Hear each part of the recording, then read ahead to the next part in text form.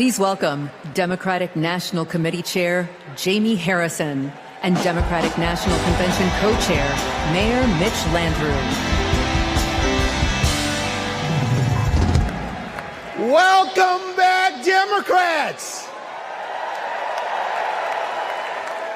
To chair today's session, I'm proud to pass the gavel to Co-Chair Mayor Mitch Landrieu. Hello, America.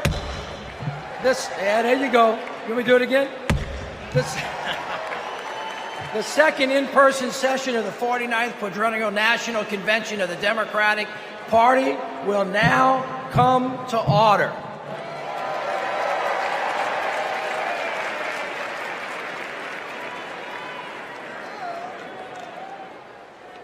Please stand if you are able for this evening's invocation, offered by Rabbi Sharon Browse and Imam Dr. Talib Sharif.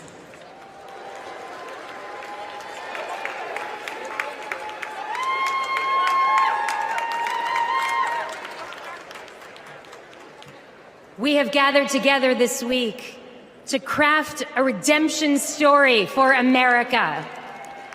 My faith is sustained by a redemption story.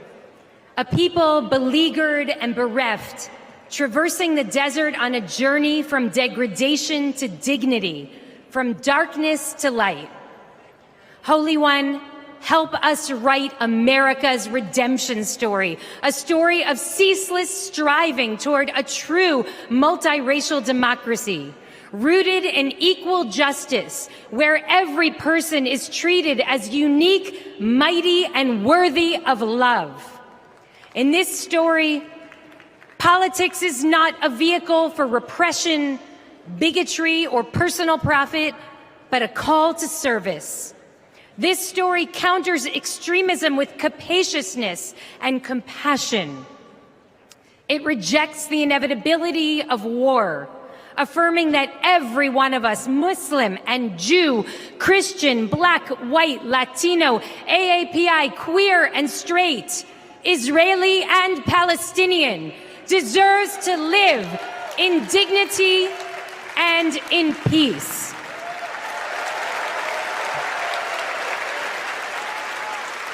Some say that this story is impossible, but we know that the God of redemption specializes in the impossible, and so must we. May we be guided by hope, joy, and a fierce moral imagination. Amen.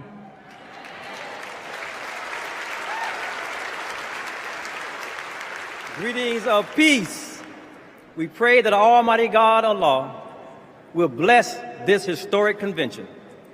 Tonight, we build upon our pledge, one nation under God, indivisible, from Adam, created without racial, ethnic, or national identity, but the first identity, human.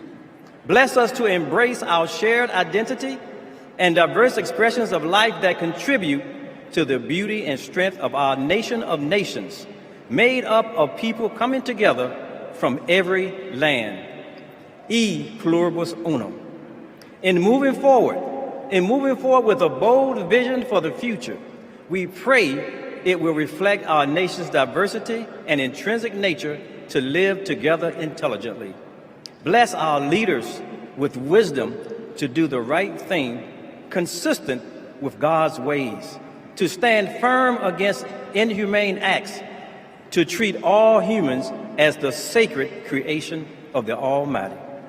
And may we remember the inalienable rights service members sacrifice to protect. That is the America we vote for. Amen. Amen.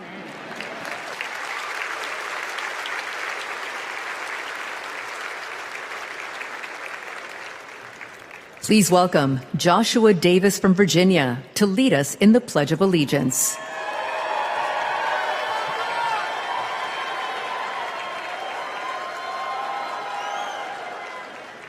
I pledge allegiance to the flag of the United States of America and to the republic for which it stands, one nation, under God, indivisible, with liberty and justice for all.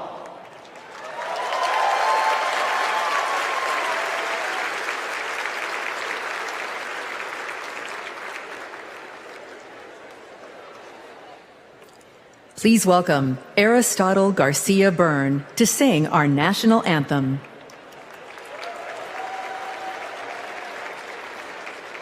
Oh, say, can you see by the dawn's early light what so proudly we hailed at the twilight's last gleaming, whose broad stripes and bright stars through the perilous fight o'er the ramparts we watched were so gallantly streaming, and the rocket's red glare, the bombs bursting in air, gave proof through the night that our flag was still there. Oh, say, does that star-spangled banner yet wave o'er the land of the free and the home of the brave?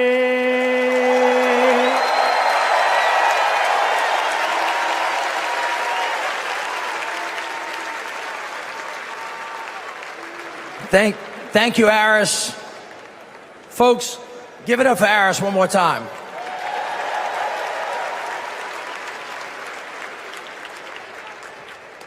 I'd like you to pause with me for a minute. 2 years ago, my dad died, the late Moon Landrieu. He was a great leader. He was a great mayor, secretary of HUD. He lived his life for others.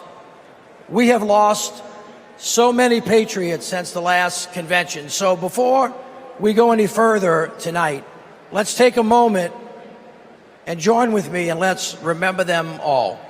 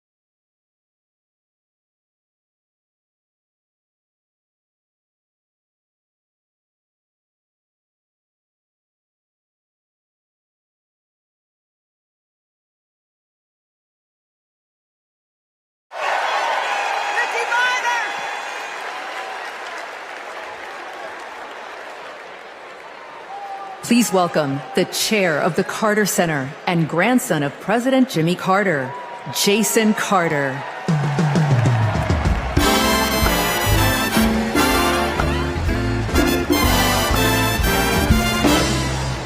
Hello, I'm Jason Carter.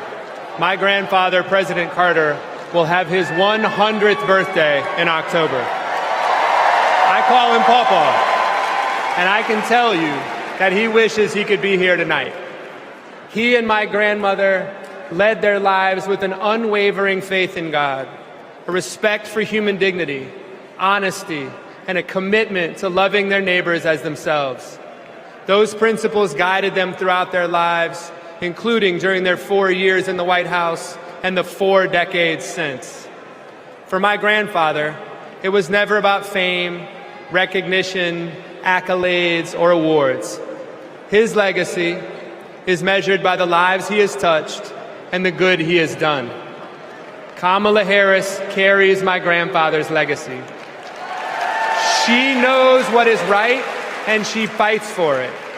She understands that leadership is about service, not selfishness, that you can show strength and demonstrate decency, and that you can get a whole lot more done with a smile than with a scowl.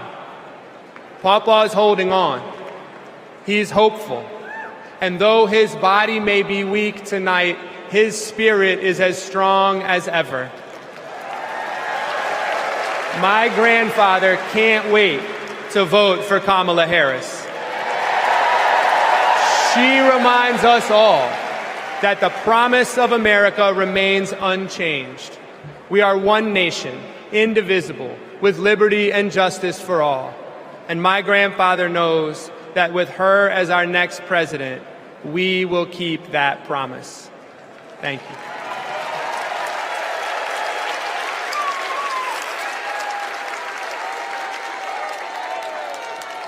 Please welcome delegate from New York and grandson of President John F. Kennedy, Jack Schlossberg.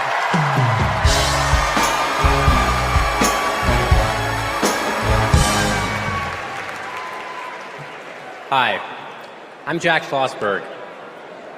President John F. Kennedy is my grandfather, and he's my hero. JFK was the youngest person ever elected president and the first Catholic. He sent a man to the moon, fought for civil rights, and navigated the Cuban Missile Crisis peacefully. Most of all, he inspired a new generation to ask what they could do for our country. Tonight, JFK's call to action is now ours to answer, because once again, the torch has been passed to a new generation, to a leader who shares my grandfather's energy, vision, and optimism for our future. That leader is Vice President Kamala Harris.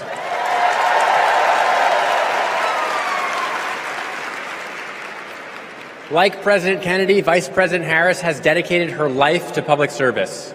She believes in America, like my grandfather did, that we do things not because they're easy, but because they are hard. As president, she will fight for working families. She will expand investments in clean energy so that my generation will have clean air and good jobs.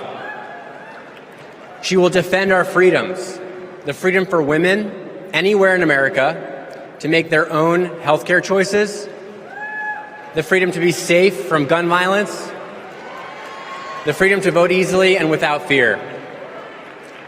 The choice is ours to make, and history is watching to see what we will do.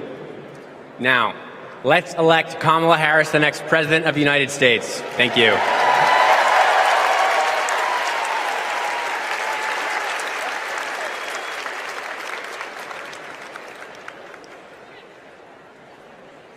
All right, America, how y'all doing? We about to have a fired up, ready to go, yes we can night. Y'all ready? Well, as you can see, the torch has been passed to a new generation. So let's start off the night by talking about what's at the heart of the Harris-Walz agenda. Defending our freedoms, advancing opportunity, protecting our democracy. But the other guys, Donald Trump, J.D. Vance, They want to rip away our rights, crush the middle class, and destroy our democracy. Their version of freedom is the government creeping creepily closer to every part of our lives. They're coming for our books. They're coming for our marriages. They're coming for us. Have a bold vision for America's future, where every American has a fair shot at the American dream. Kamala Harris and Tim Walz will build a future that belongs to all of us, because we are one nation, not two. Indivisible, with liberty and justice for all, not some. We are part of one nation, pledging allegiance to one flag, and that is the flag of the United States of America. Hear this. America is great because of who we are, and more importantly, who we strive to be. My friends, our best days are ahead if we stick together. My friends, say it with me. Let them hear it to the rooftops. We are not going back. So now please help me welcome. Please help me welcome from the great state of Pennsylvania, the great Representative Malcolm Kenyatta.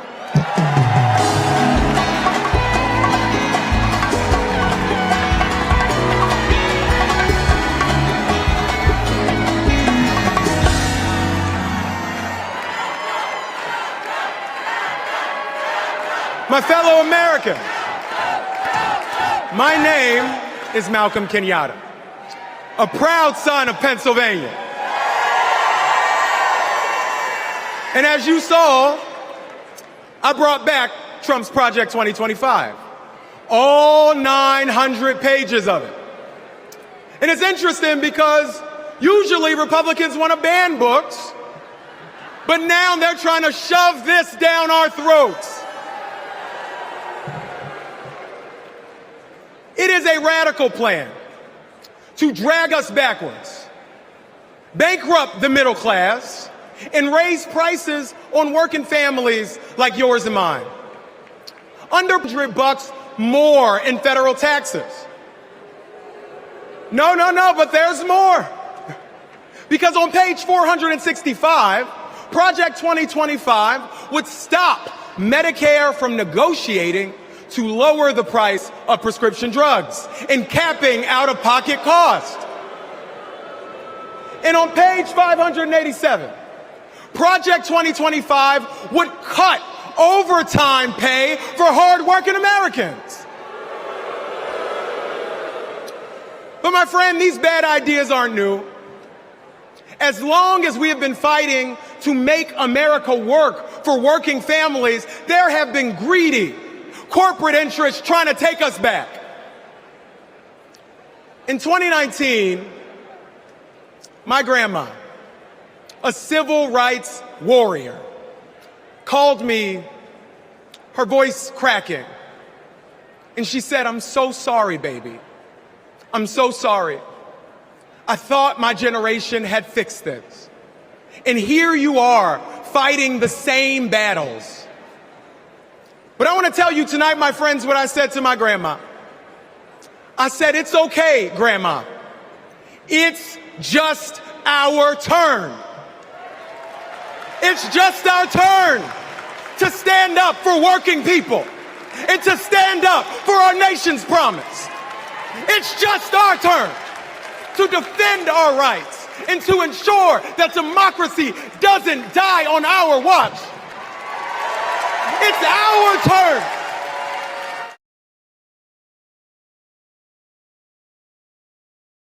Electing Kamala Harris as the next president.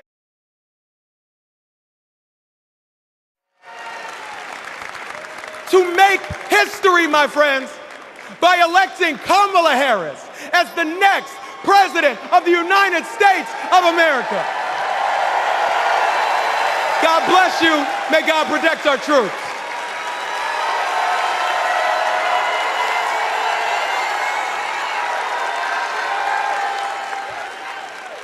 Don't know why, but I feel like freedom. Seeing how the Biden-Harris focus on making healthcare affordable for middle-class Americans has benefited so many of my patients. I support Kamala Harris because she fights for the working family and she thinks about the future of our country. Trump tried to take our country backward. She has taken action to make sure childcare and home care are accessible and affordable. I am a type 1 diabetic since the age of 10, and having my insulin is not an option. My name is Anne from Wisconsin, and this is my daughter, Isla. Isla qualifies for a type of Medicaid based on a level of care for children with disabilities. Donald Trump attempted to cut Medicaid every single year he was in office. Kamala Harris is the only candidate on the ticket this year that will actually continue to fight to get caps on insulin, and we need her in office. I am all in for Harris 2024.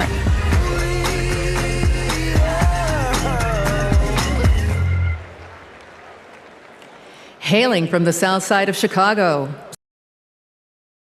Grammy Award-winning artist, author, and longtime activist, Common, featuring Grammy Award-winning gospel singer, Jonathan McReynolds.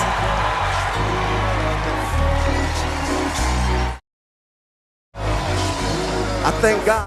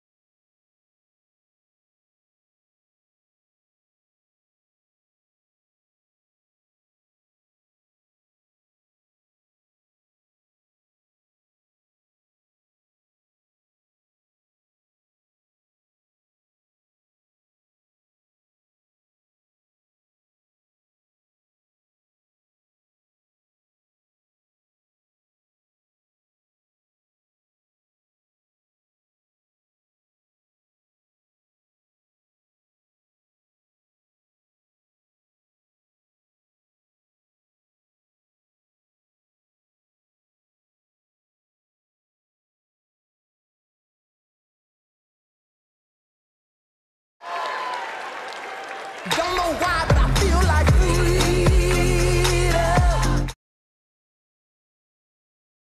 I voted for Trump in 2016. My name is Tom. I'm from Michigan, and I'm a former Trump voter. I'm Joanna. I live in Florida. I'm a former Trump voter. I just cannot vote for the man, and it can go from just being dishonest, from a criminal, and an insurrectionist. He has no respect for Americans. He has no respect for the Constitution. I believe if Trump gets a second term, he's not leaving, he's staying. He broke the law. He doesn't believe they apply to him. The President of the United States exists to serve the people of the United States. In 2024, I'm voting for Kamala Harris.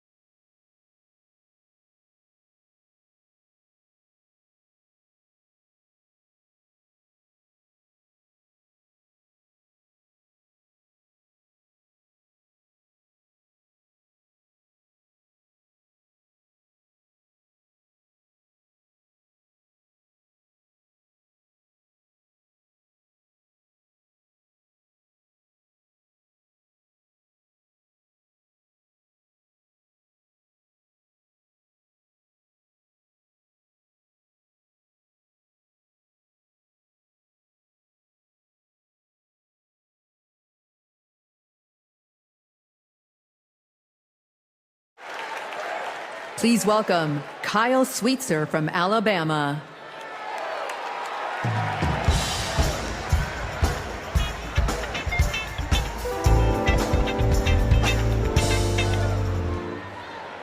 I voted for Trump not once, not twice, but 3 times. You see, I work in construction. I work with my hands. He told us he'd look out for blue-collar workers. So I made my first ever political donation to Trump, and I donated to him many times throughout his presidency. But then I started to see Trump's tariff policy in action. Costs for construction workers like me were starting to soar. I realized Trump wasn't for me. He was for lining his own pockets. Now, I'm not left-wing, period. But I believe our leaders should bring out the best in us, not the worst. That's why I'm voting for Kamala Harris. She's tough. She's going to tackle inflation. Trump will make it worse. I'm voting for Kamala Harris because she'll make us proud to be American again.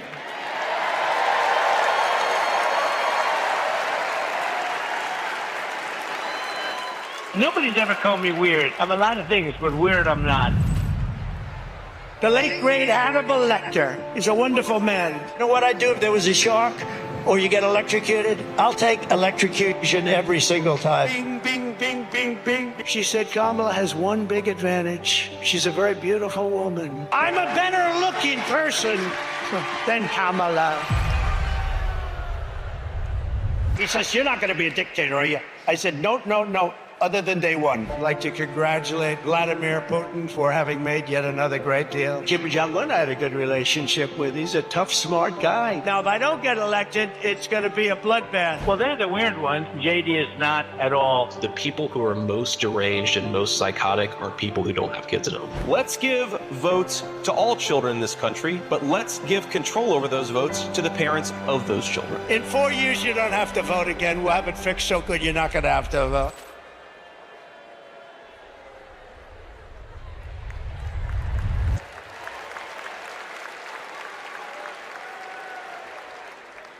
Please welcome Stephanie Grisham.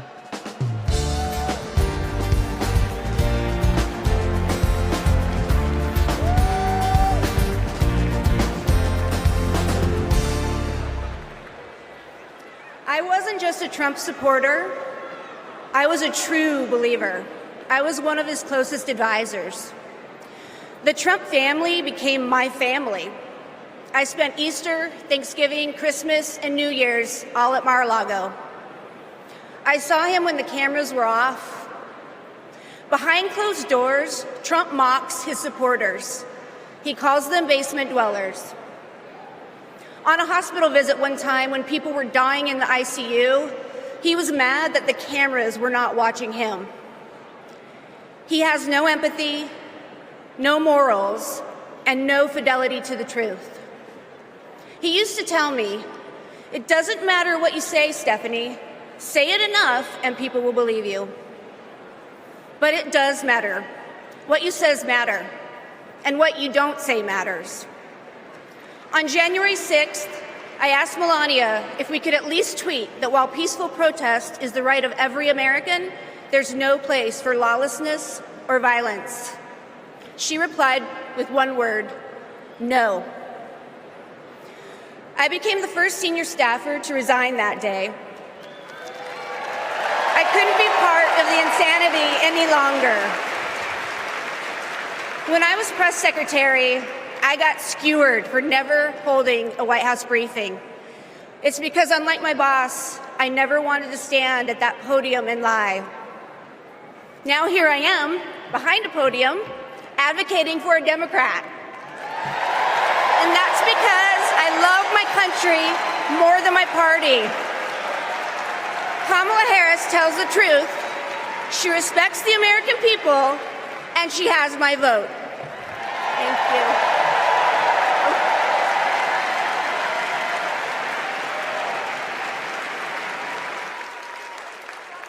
Don't know why, but I feel like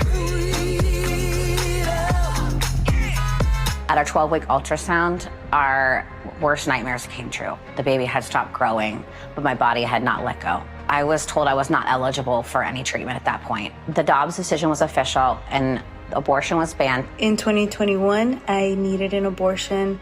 After an ectopic pregnancy, I was able to access life-saving medical care when I needed it, and now I'm turning to IVF to build my family. I'm supporting Kamala Harris because I'm an IVF mom. It's not just the headline-making stories that these bans impact. It impacts people trying to build families, just like me. All Americans deserve the right to build their families in the way they know is best for them. We need to band together and elect Kamala Harris as the next president of the United States.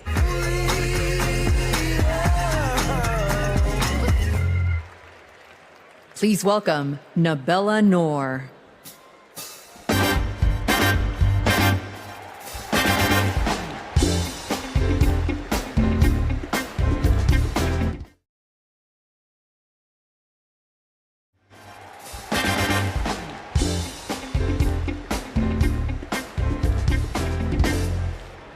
What calls me here tonight is hope.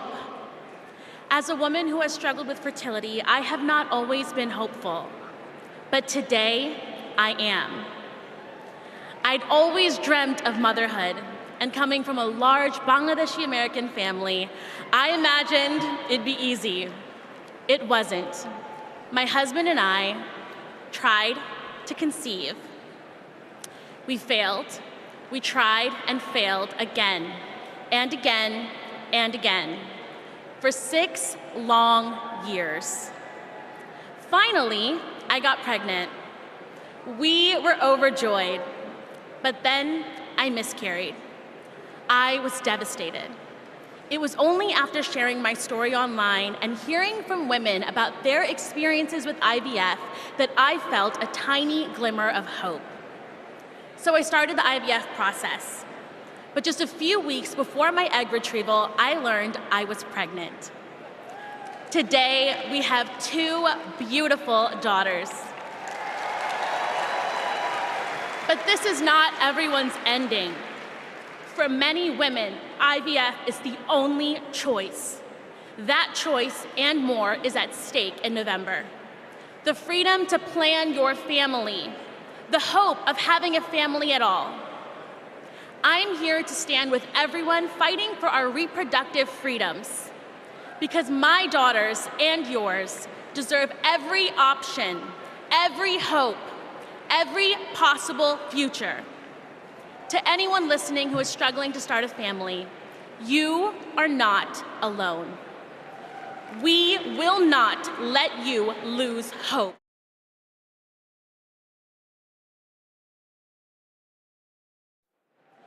We will not let you lose hope. Because when we come together to raise our voices with love, we win. Thank you.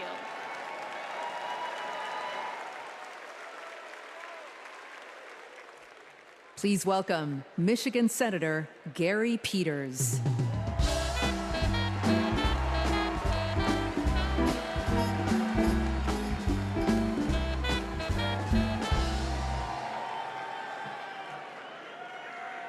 In Michigan, we believe we have to build an economy that grows the middle class.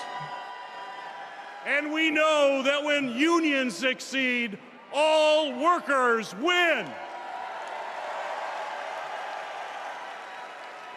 I was raised in a union household. My father was a teacher, and my mother a nurse's aide. And they gave me and my sisters what every parent wants to provide for their children, an opportunity to pursue their dreams. I went to public school, I worked odd jobs, became an Eagle Scout. And Kamala Harris and Tim Walz grew up just like me. And I know they will fight for all of us. They will make it easier to raise our families and to retire with dignity. Just look at the record. As Vice President, Kamala Harris helped pass legislation that finally allowed Medicare to negotiate and lower the cost of prescription drugs. She brought manufacturing jobs back to the United States of America. And as governor, Tim Walz signed the largest infrastructure investment in Minnesota history.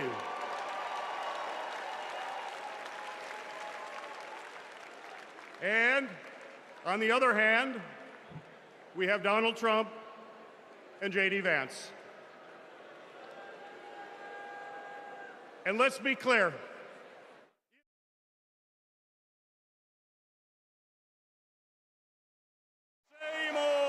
Same old. Gut overtime pay, cut health care programs, and give billions in tax breaks to billionaires. We cannot let that happen, and we will not let that happen. And now I want to introduce some retired Teamsters and pension warriors, led by Ken Stribling, president of the National United Committee to Protect Pensions.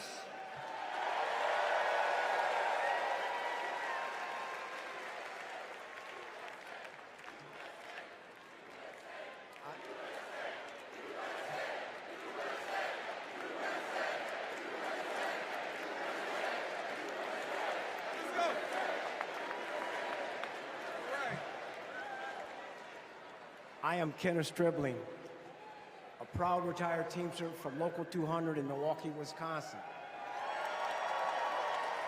I hope you don't mind, but I brought some friends. Pension warriors from the NUCPP.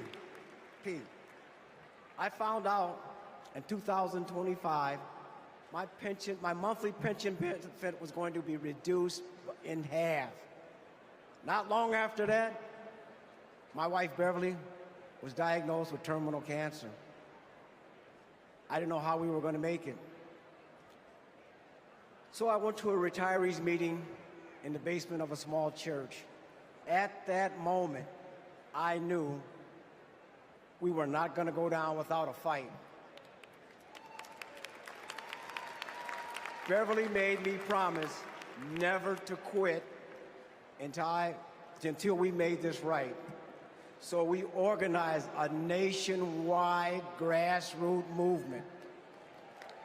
For 6 years, we fought hard. And finally, we had a breakthrough. After 50 days in office, the Biden-Harris administration passed the American Rescue Plan, including the Butch-Lewis Act, to save our pensions and secure our retirement. They got it done without one single Republican vote in Congress. They saved over 1 million pensions, including 33,000 from my state, Wisconsin, 52,000 from Pennsylvania, 61,000 from Michigan. As president, I know Kamala Harris will have our backs. She will fight for our retirement, Social Security, and Medicare. Beverly passed away in 2019, but I kept my promise, because a promise is a promise is a promise. Thank you.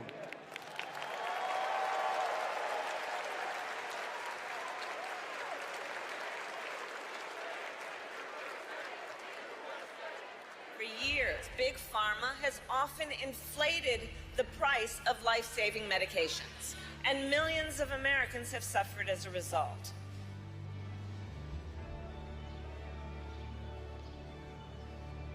Those costs got passed on to our seniors, but not anymore.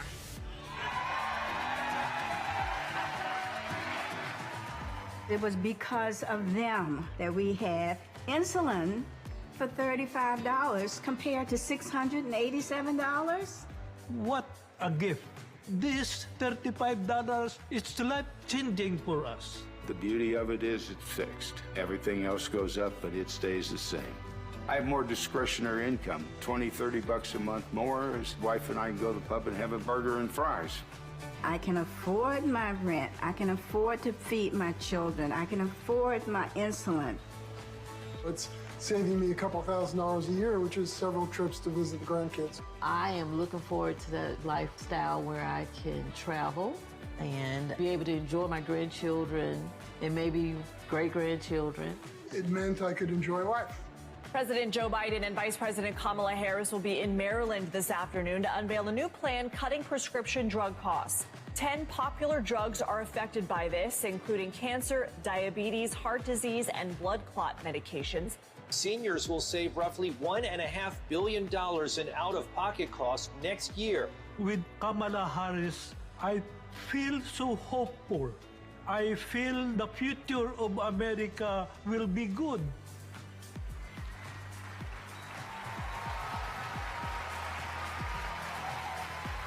As president, I'll lower the cost of insulin and prescription drugs for everyone. I am so excited. I can't hardly stand it.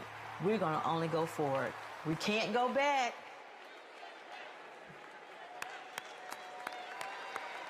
Let's have another hand for our brothers and sisters from Teamsters and all of our brothers and sisters from the unions across America who are rebuilding it, brick by brick.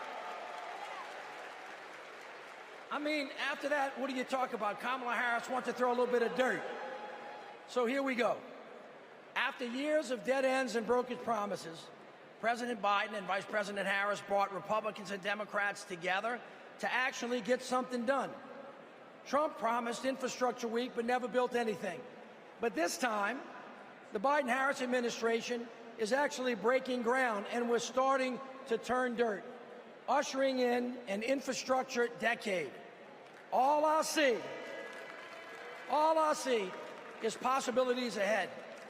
You see, the foundation of a strong economy is literally a country's infrastructure. It's the cornerstone upon which all rest. We finally got a president and a vice president who puts their money where their mouth is. Already, $460 billion out the door, $1 trillion of private sector investment building roads and bridges and airports and ports and water systems so that kids don't have to drink dirty water out of lead pipes and little girls don't have to sit on the back of their mama's car trying to do their homework so they can have a better future for us. We're building a clean energy economy. All of it is moving out of the door. And we're touching every part of the country, from the Pontiac, Alaska, all the way down to Lowndes County. We have over, hear me now, 60,000 projects all across this country with funding already underway. We're hitting the ground running, and it's right in everybody's backyards. 2 years ago, after President Biden and Vice President Harris passed the biggest infrastructure investment since President Eisenhower, he called on me and others to help carry out that vision as we rebuild America. As a senior advisor to the president, we pushed out funding for the roads and the bridges. We're literally building bridges to the future. High-speed internet and the clean energy economy. With these projects, we're ushering in a brighter future, a future in which everyone has clean air to breathe, everyone has clean water to drink, a future in which everyone has the opportunity to build generational wealth, a future in which the most vulnerable communities aren't forced to bear the brunt of progress. And we have made historic progress towards that vision. Let's take a look with what progress is being made in communities across the country with products that are being made right here in the USA. Since passing the bipartisan infrastructure law And the American Rescue Plan.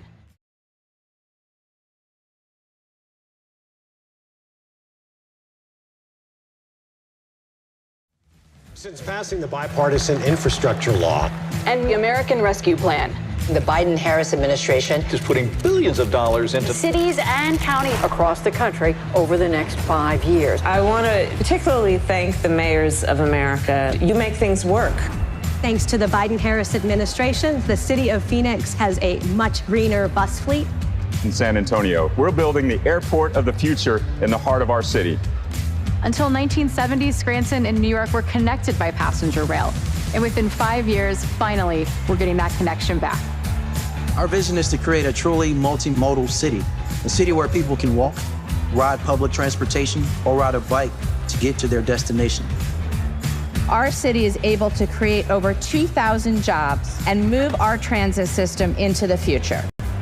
We are investing over $50 million to take vacant buildings just like this one to turn them into shovel-ready job sites in the heart of our city. We were able to use American Rescue Plan funding for safe, affordable housing for our neighbors. When a dilapidated apartment complex was condemned, we were able to swiftly relocate these tenants. In Tucson, we have planted or distributed over 100,000 drought-tolerant trees to combat extreme heat. In the great city of Baltimore, Maryland, we're opening brand new rec centers that closing in our city, and many, many, many more investments thanks to President Biden and Vice President Harris.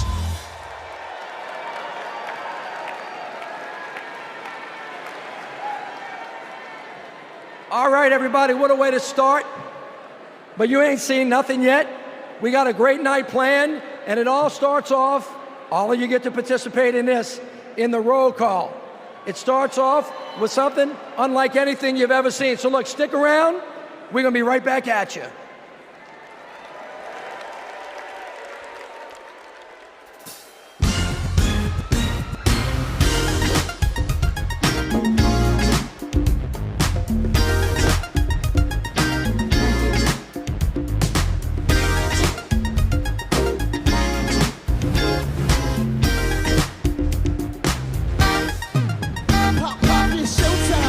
Showtime, guess who's back again?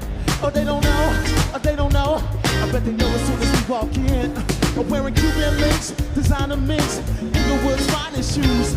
Don't look too hard, might hurt yourself. Known to get the blue, the red, the blue. Woo! I'm a dangerous man with some money in my pocket, keep up.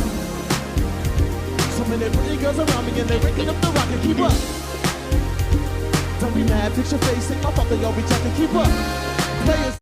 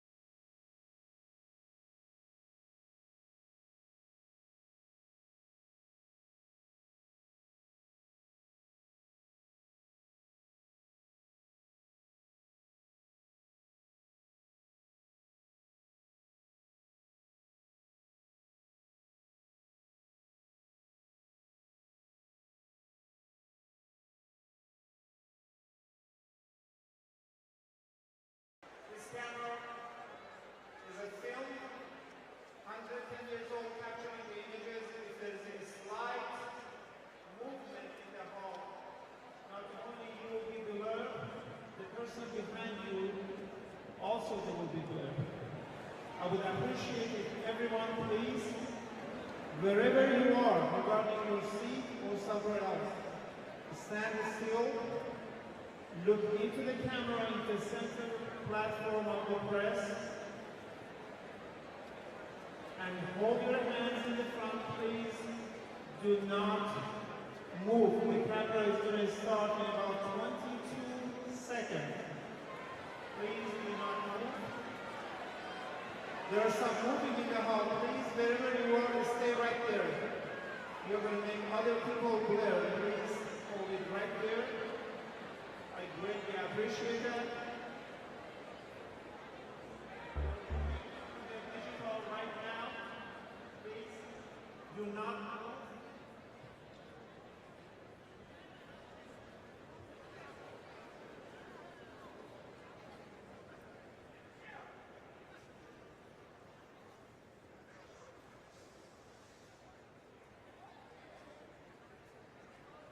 There's some movement, please stay right where you are.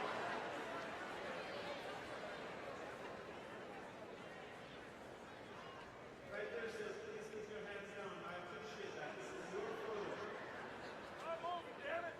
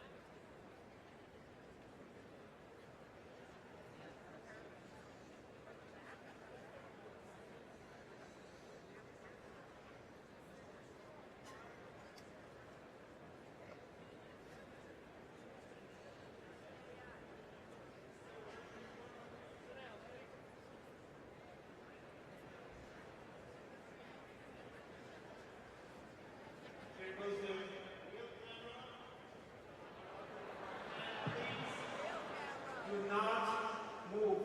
It's an extremely sensitive camera. Thank you.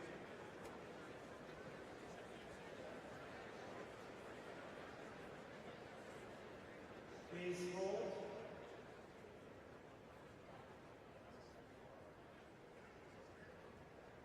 You can see this photograph at democraticphotos.com. 48 hours.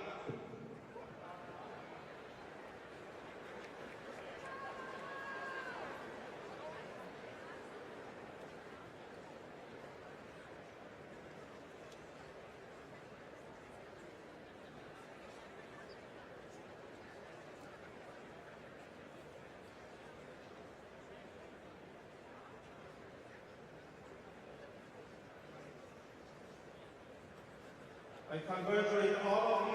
Thank you for your attention.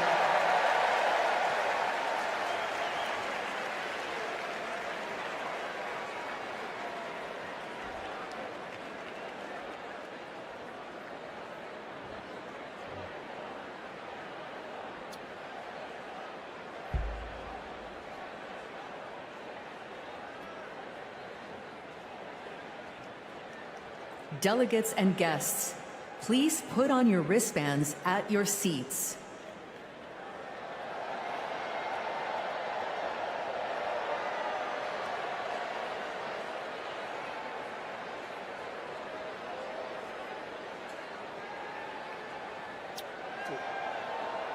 I'm gonna just count y'all up.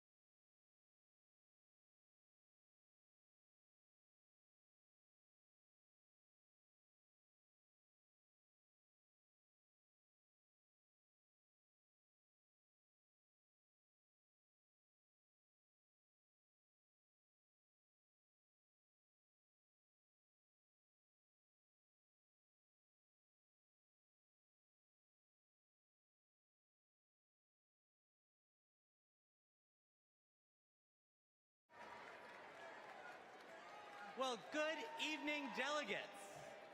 My name is Jason Ray, and I'm honored to serve as the secretary of both the Democratic National Committee and the Democratic National Convention. I remember watching my very first convention on television when I was just 10 years old. It was the 1996 convention right here at the United Center. Now, nearly 3 decades later, I could not be more thrilled to join you in making history as we nominate Vice President Kamala Harris.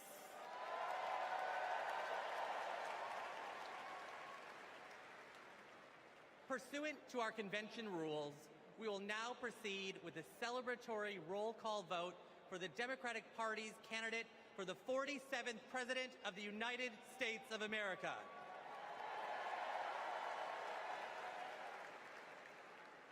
As a reminder, our nomination was made official on August 6th upon the certification of the virtual roll call. This roll call will reflect those results. The chair of each delegation or their designee will report its delegation's voting results for the presidential nomination.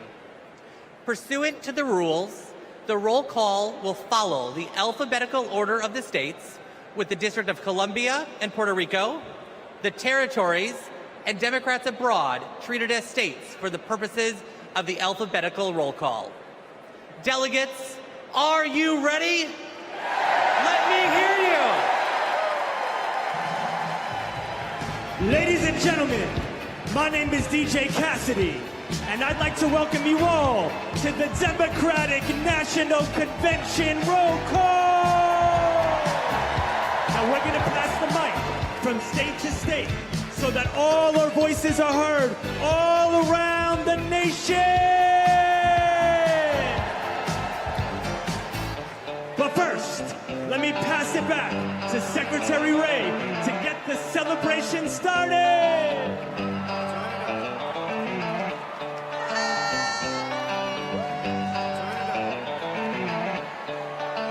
Alabama, how do you cast your votes?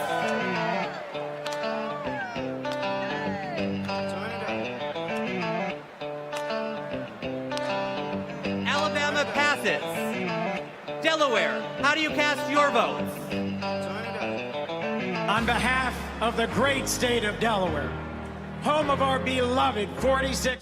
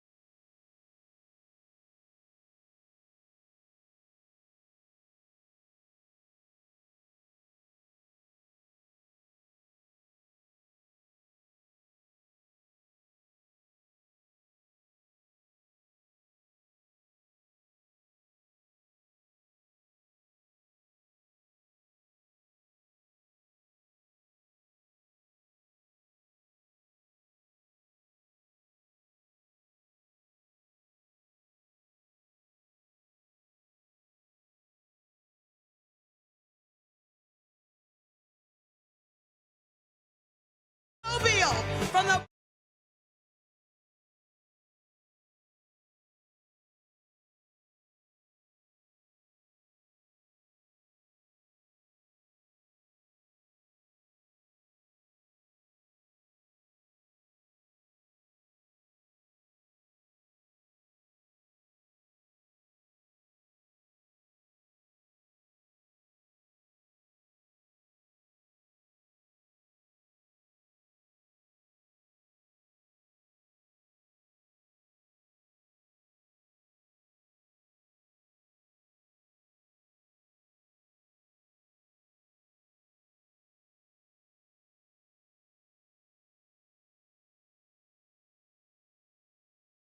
you cast your vote. Alaska's motto is North to the Future, and that's exactly where Kamala Harris and Tim Walz are going to take us. A future full of opportunity for everyone. As a teacher, a union member, and a proud black woman, it is my honor to cast Alaska's 19 delegates for the next president of these United States, Kamala Harris.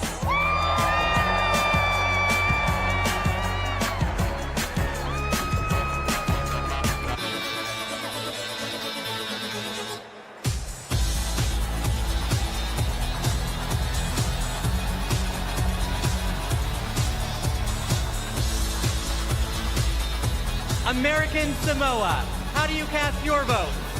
Salofalava.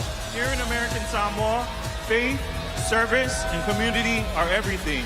That's why we cast 10 votes for our next president, Kamala Harris.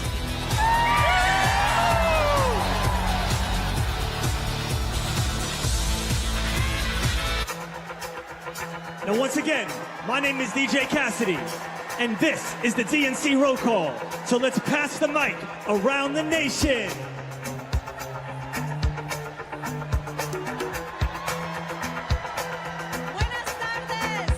Arizona, how do you cast your vote? Buenas tardes from the Grand Canyon state of Arizona, the future of the Democratic Party, where we've been bringing the heat since 2020, electing Democrats up and down the ballot. Our diverse coalition is proud to cast our 85 votes for Kamala Harris.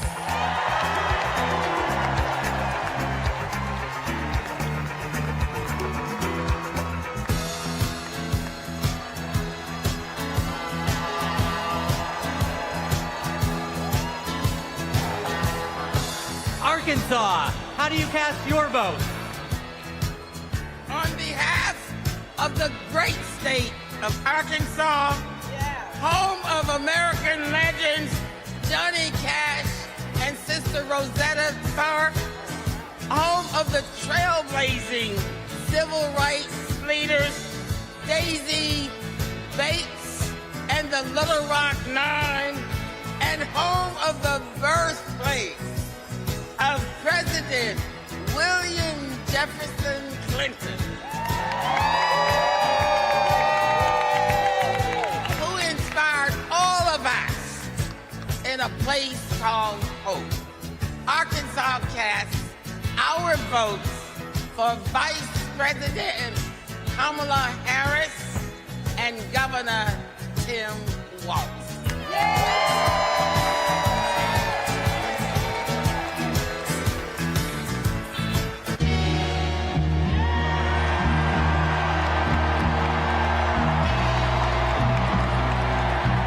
California, how do you cast your vote?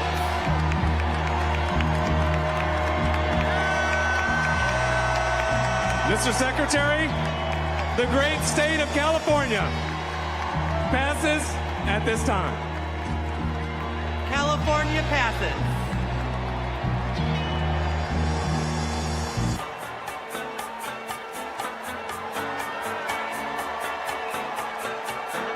Colorado, how do you cast your vote? Mr. Secretary, in Colorado, we know how to climb mountains, and we're going to make sure Kamala Harris and Tim Walz reach the summit and win this election. Colorado proudly casts its votes for Kamala Harris. Get it go!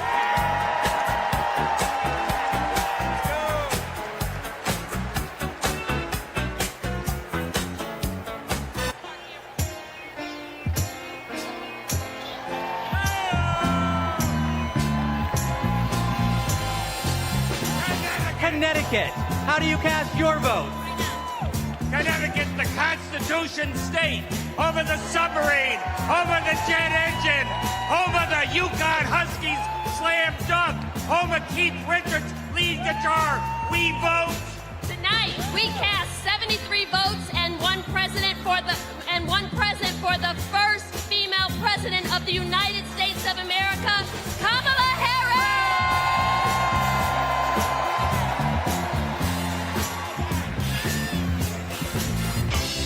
And we're passing the mic all around the world tonight. So let's join together.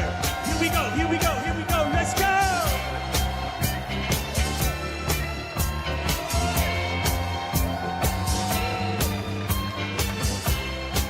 Democrats abroad, how do you cast your vote? Mr. Secretary, Democrats Abroad represents millions of Americans who live abroad and vote back home in all 50 states and in D.C. U.S. citizens can go to votefromabroad.org to register and request a ballot. On behalf of our large, diverse community, we joyfully cast 21 votes for Kamala Harris!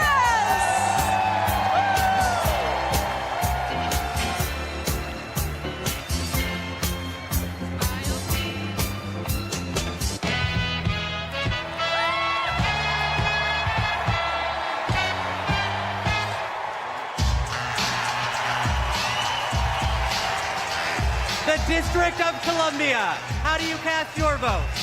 We are Washington, D.C., home to 700,000 Americans, where millions have marched for jobs and justice, where Dr. King had a dream and Obama had hope, and where in January 2025, we will host the inauguration of President Kamala Harris.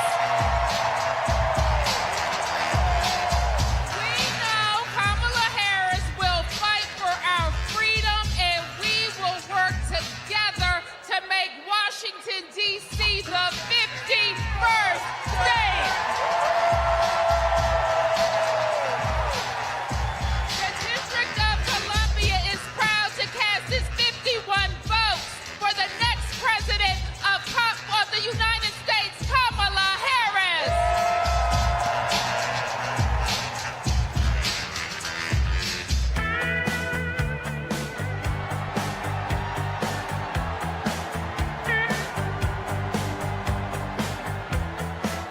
Florida, how do you cast your vote?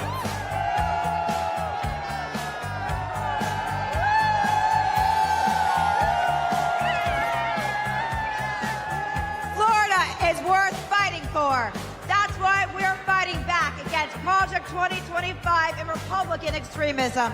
We won't go back. We won't back down. I cast 4 votes present and 243 votes from the great state of Florida for the first president, first female president of the United States, Kamala Harris.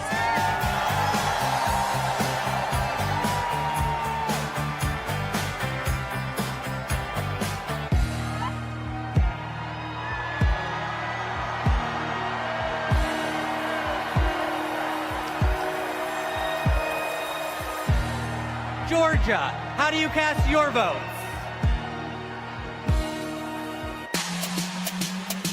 Yeah!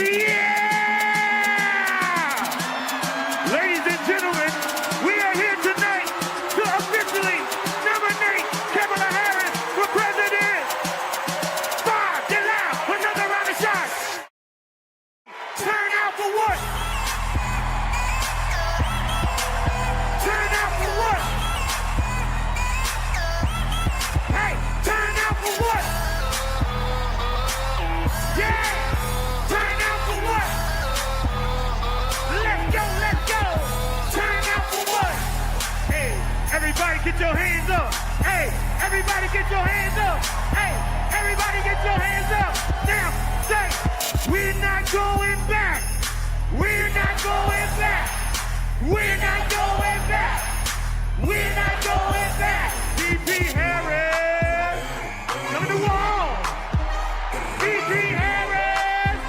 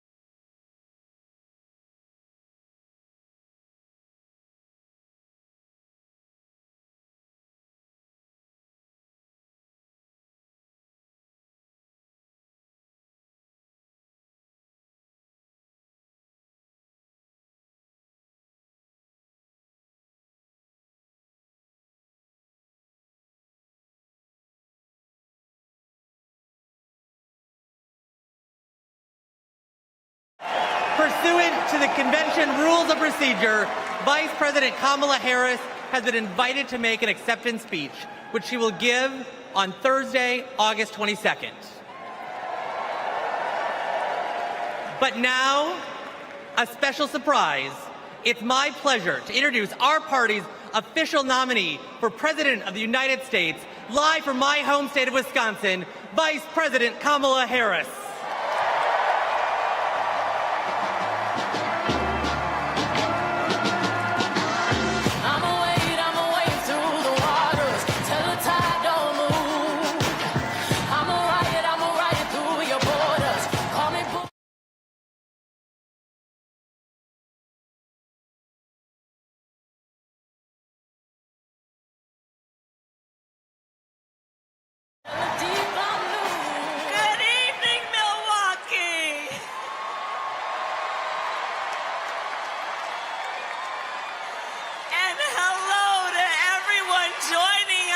Exciting Chicago. The delegates at the Democratic National Convention, well, they just completed their roll call. And they have nominated Coach Walz and me to be the next Vice President and President of the United States of America.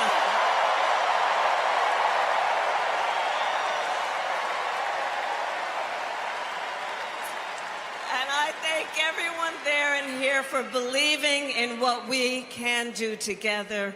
We are so honored to be your nominees. This is a people-powered campaign, and together we will chart a new way forward.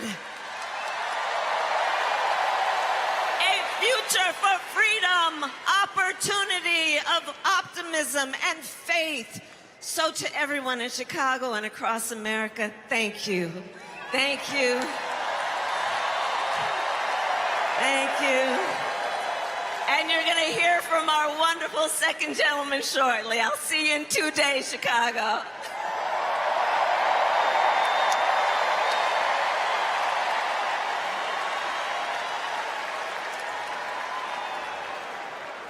Please welcome TV personality, loud and proud Latina, Ana Navarro.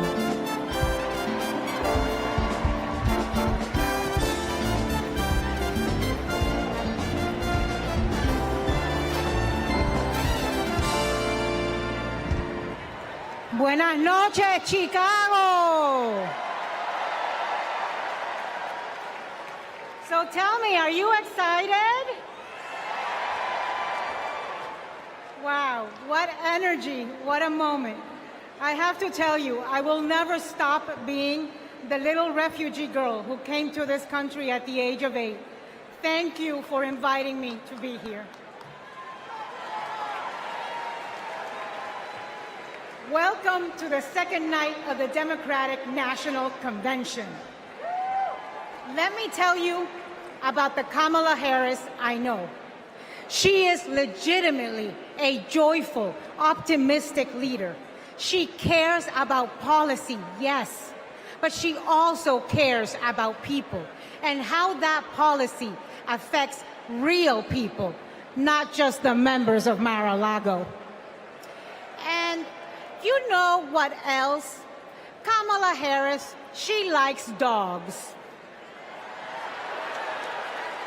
And my dog, Cha-Cha, likes her. Dogs are good judges of character. So are cats. We cannot elect a president who does not like dogs or hangs around with people who shoot them. Now, let's be serious.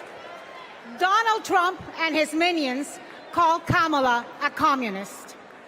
I know communism. I fled communism from Nicaragua when I was 8 years old. I don't take it lightly.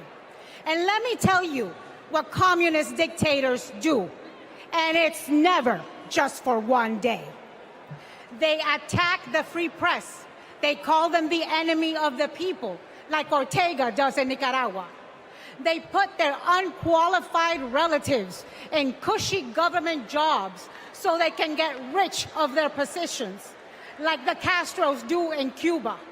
And they refuse to accept legitimate elections when they lose and call for violence to stay in power, like Maduro is doing right now in Venezuela. Now, you tell me something. Do any of those things sound familiar? Is there anybody running for president who reminds you of that? And I know one thing, it's not Kamala Harris. That is not the America we love. It's not the land of freedom we treasure. Last night, we heard President Biden say that he loves his job, but he loves his country more. Every American needs to love our country more. Every American has the duty to put our country first. Country first before party. Country first before political ambition. Country first before habit. And in this election, putting country first means one thing and one thing only: voting for Kamala Harris. And that is what this night is about. That is what we're going to talk about tonight. So you know what? Let's get it started. Let's get this fiesta going.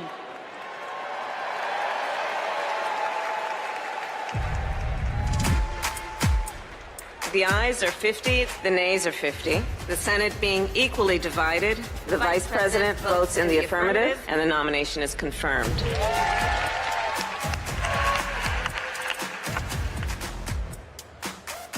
And the concurrent resolution as amended is adopted.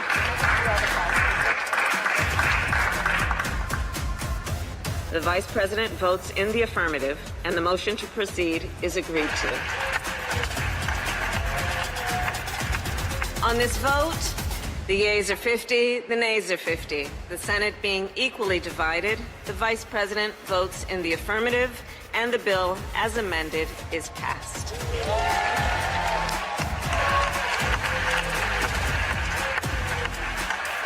It is my honor to present the Golden Gavel to Vice President Harris, 32 tie-breaking votes. Please welcome Senate Majority Leader and New York Senator Chuck Schumer.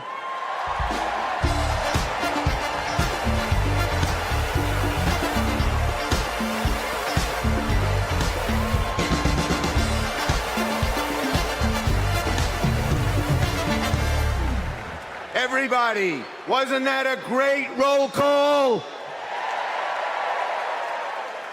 Now just let me hear you if you're ready for President Kamala Harris. Friends, we're here to talk about one thing: tomorrow, and building a better tomorrow for all Americans.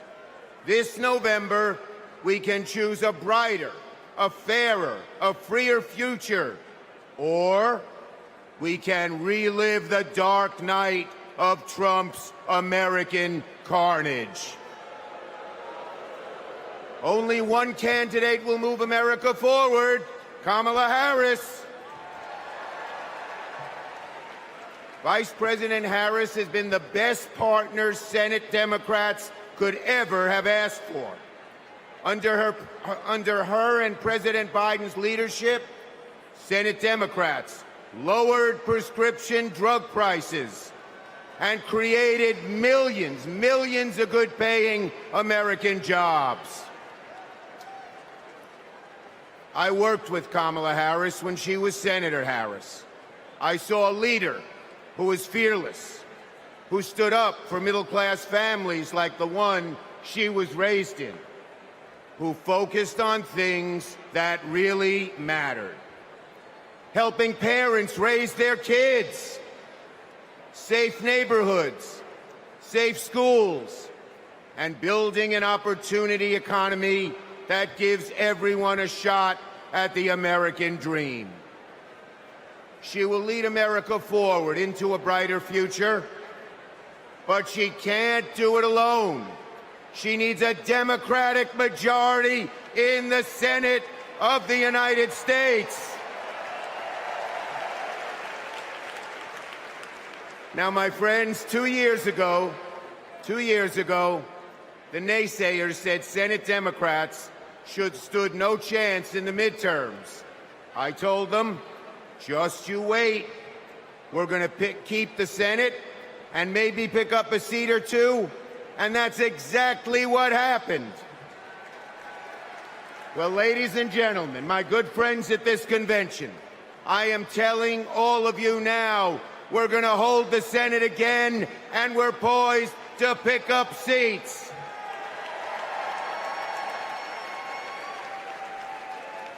A Democratic majority to create good-paying jobs and lower costs, to defend a woman's right to choose, to deliver for communities back home.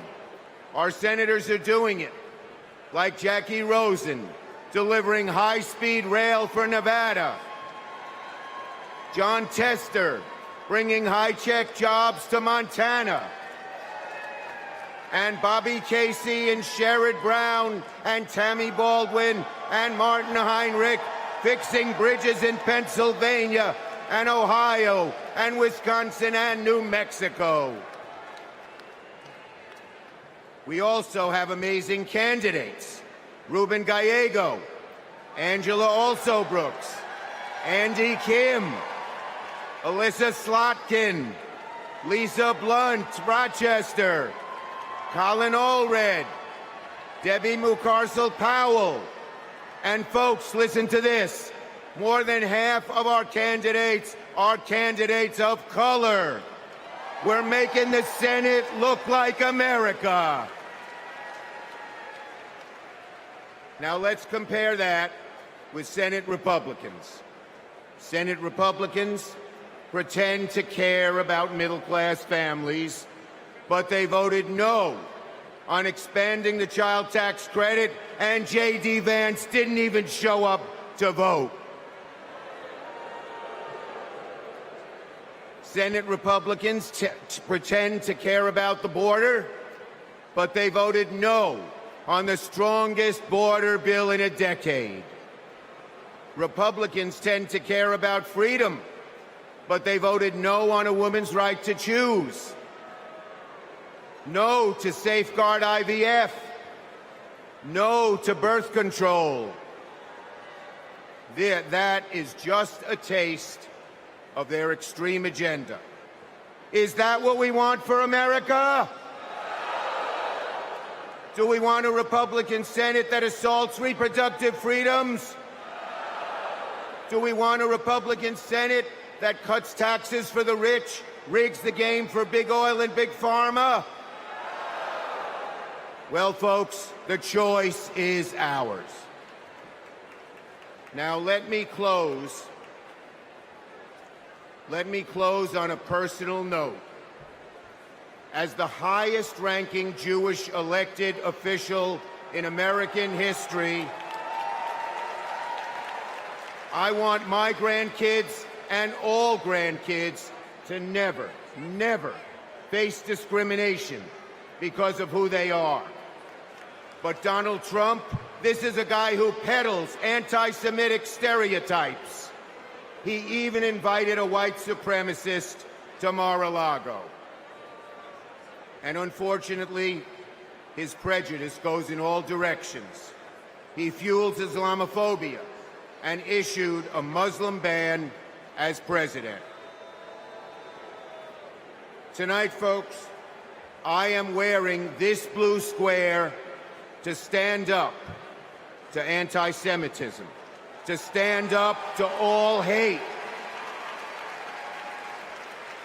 Our children, our grandchildren, no matter their race, no matter their creed, their gender or family, deserve better than Donald Trump's American carnage. So, are you ready to make sure Donald Trump never, ever gets near the White House again? So let's elect Kamala Harris, Tim Walz, and a Democratic majority in the Senate, and keep the torch of freedom burning bright for generations to come. On to victory in November.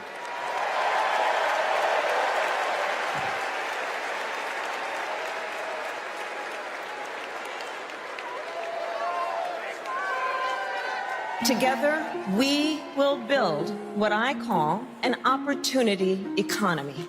I will take on the high costs that matter most to most Americans. Compare my plan with what Donald Trump intends to do. He wants to impose what is, in effect, a national sales tax on everyday products and basic necessities that we import from other countries. It will mean higher prices on just about every one of your daily needs. Donald Trump's plan would cost a typical family $3,900 a year. He wants to repeal the Affordable Care Act, which 45 million Americans rely on for health care. He plans to give billionaires massive tax cuts year after year. And he plans to cut corporate taxes by over $1 trillion. That if you want to know who someone cares about, look who they fight for. We capped the price of insulin at $35 a month and the total cost of prescription drugs at $2,000 a year for seniors. And just yesterday, we announced that we are lowering the price for 10 more life-saving drugs. As president, I will work to build the housing we need, and by the end of my first term, we will end America's housing shortage by building 3 million new homes and rentals that are affordable for the middle class. More than 100 million Americans will get a tax cut by restoring the Earned Income Tax Credit and the Child Tax Credit, through which millions of Americans with children got to keep more of their hard-earned income. We will provide $6,000 in tax relief to families during the first year of a child's life. Now is the time to chart a new way forward. I will fight to give money back to working and middle-class Americans. Increase the security and stability financially of your family and expand opportunity for working and middle-class Americans.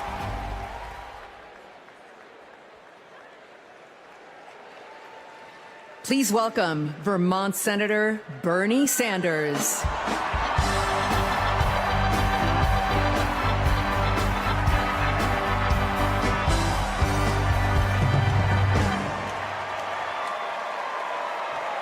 Thank you.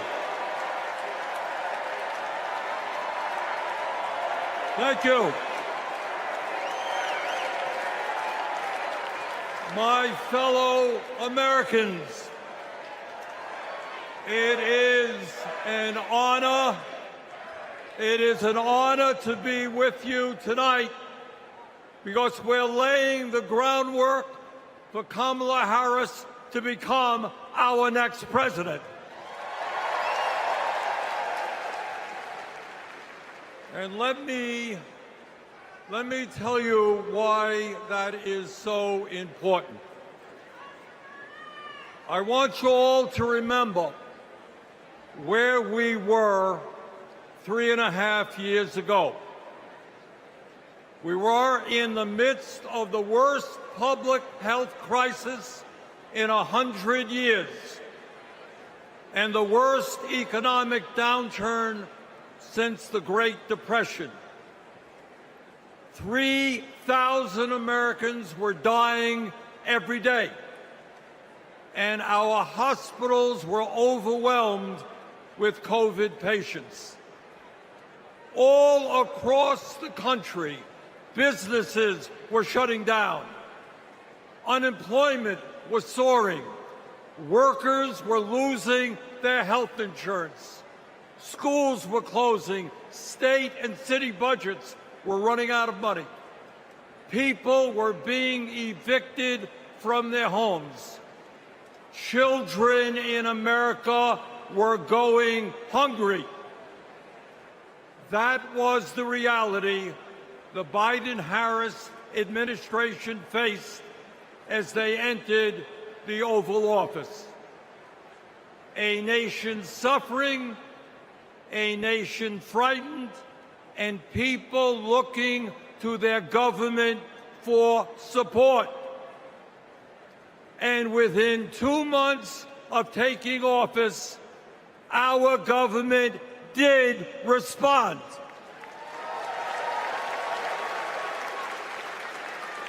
We passed the American Rescue Plan, which provided $1,400 for every man, woman, and child in the working class. We extended and expanded benefits for the unemployed. We provided emergency assistance for small businesses to stay open. We guaranteed health care coverage to tens of millions of Americans through one of the largest expansions of Medicaid in history. We provided rent relief and mortgage assistance, which prevented tenants and homeowners from being evicted. We established emergency food programs for hungry children and the elderly, and protected the pensions of millions of union workers and retirees from being slashed by up to 65%. Oh, and by the way, we cut childhood poverty by over 40% through an expanded child tax credit. Thank you, President Biden. Thank you, Vice President Harris. Thank you, Democratic Congress.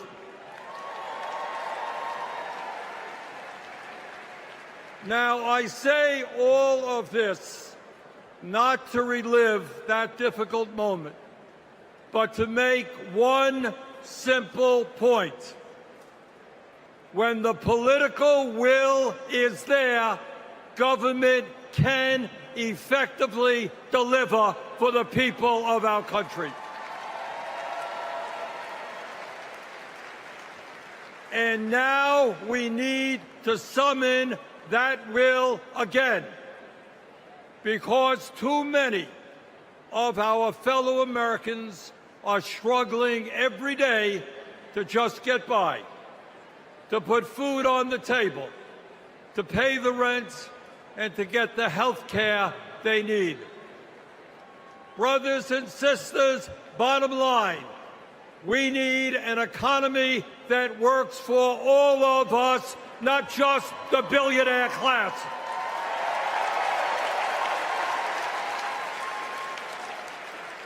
My fellow Americans, when 60% of our people live paycheck to paycheck, the top 1% have never, ever had it so good.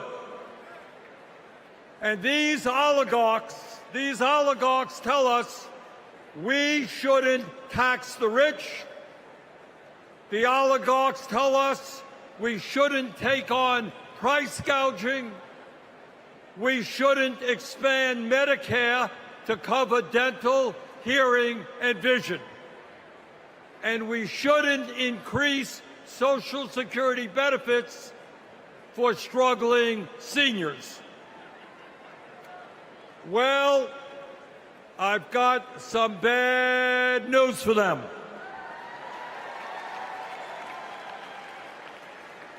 That is precisely what we are going to do.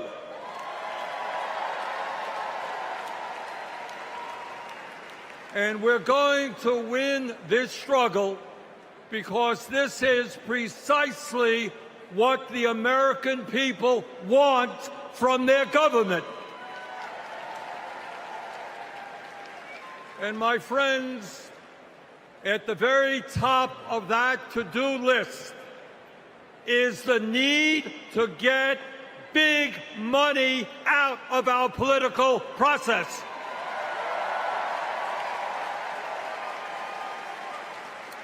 Billionaires in both parties should not be able to buy elections, including primary elections.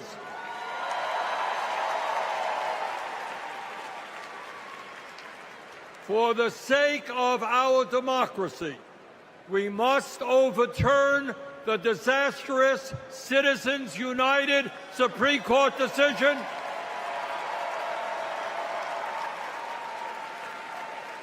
and move toward public funding of elections.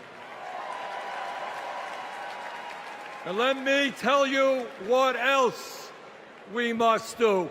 We need to join the rest of the industrialized world and guarantee health care to all people as a human right, not a privilege. We need to raise the minimum wage to a living wage.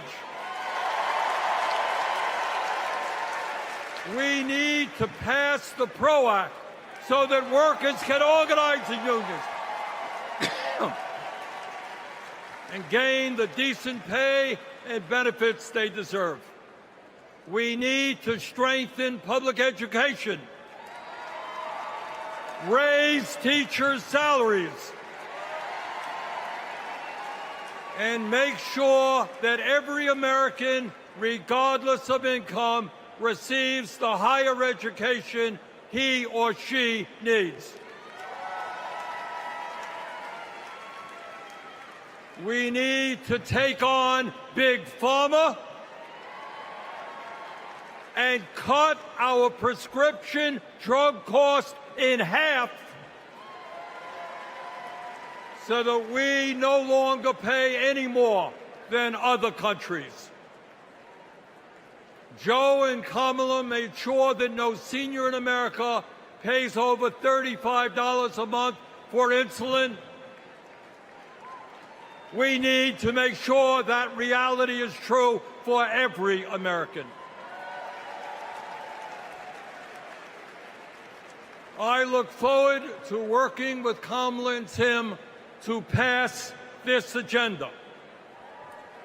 And let us be very clear. This is not a radical agenda. But let me tell you what a radical agenda is.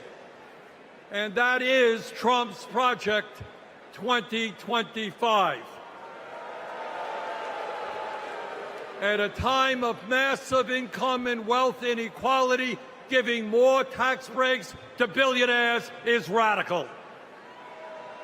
Putting forth budgets to cut Social Security, Medicare, and Medicaid is radical. Letting polluters destroy our planet is radical. And my friends, we won't let that happen.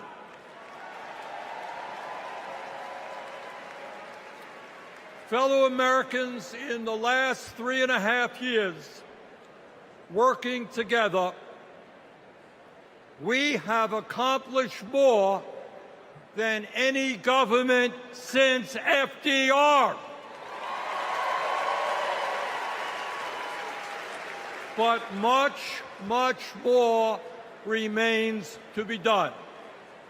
We must summon the courage to stand up to wealth and power and deliver justice for people at home and abroad.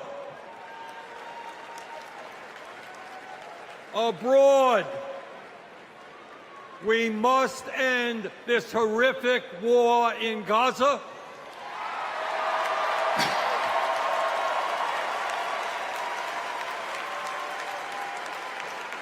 Bring home the hostages and demand an immediate ceasefire.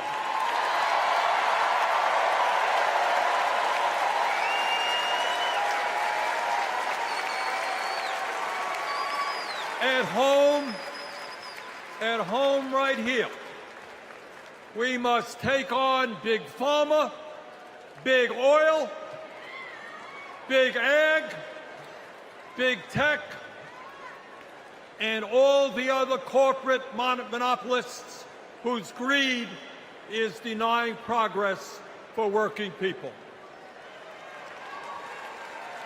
On November 5th, let us elect Kamala Harris as our president, and let us go forward to create the nation we know we can become. Thank you all very much.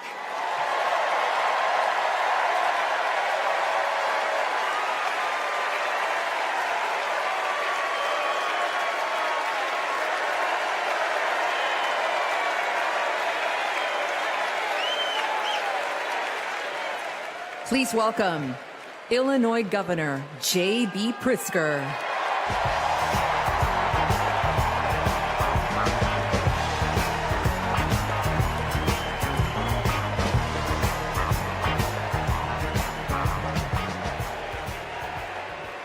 Fellow Democrats, welcome to Chicago. We're a great American city in a proud blue state. Our patriotism was formed in frost and in fire, and in the steel we forged to survive both. Our love of country has been a tapestry of faith that weaves from Abraham Lincoln reuniting a house divided to Barack Obama declaring blue states and red states make one United States.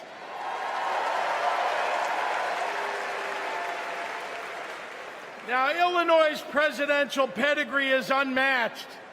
And given that Vice President Kamala Harris spent some of her early life right here, I speak for the entire Illinois delegation when I say we claim her too.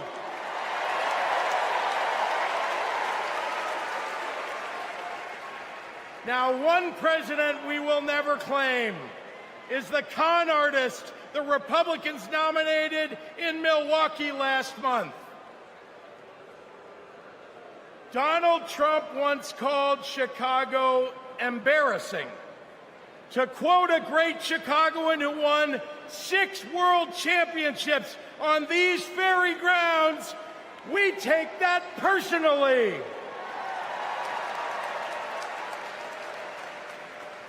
I had to govern for 2 years while Trump was president. Let me tell you what's embarrassing.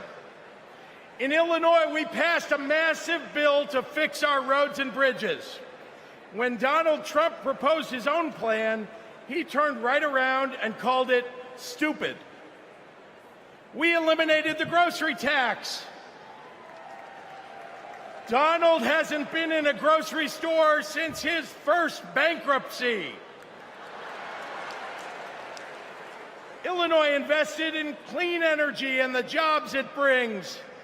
Donald claimed that windmills in the ocean made the whales a little batty. During COVID, we supported small businesses and jobs. And Donald, well, Donald told us to inject bleach.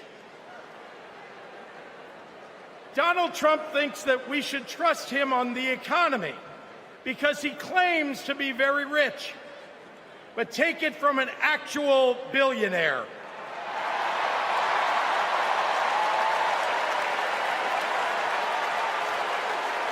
Trump is rich in only one thing: stupidity.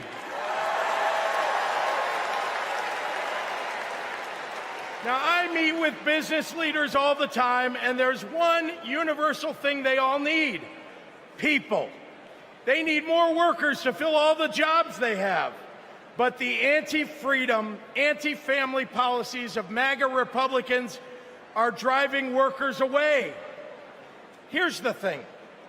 Americans don't want to be forced to drive 100 miles to deliver a baby because a draconian abortion law shut down the maternity ward. Americans want the hope of giving birth through IVF, not the fear that it might be taken away. Americans with LGBTQ kids don't want them facing discrimination at school because the state sanctioned it. Americans want to go to their neighborhood grocery store and not have to worry about some random guy open carrying an AR-15.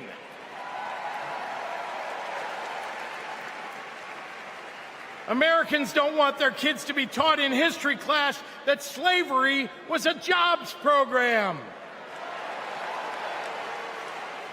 And if Americans are black or brown, they want to get promoted at work without being derided as a DEI hire for the sin of being successful while not white.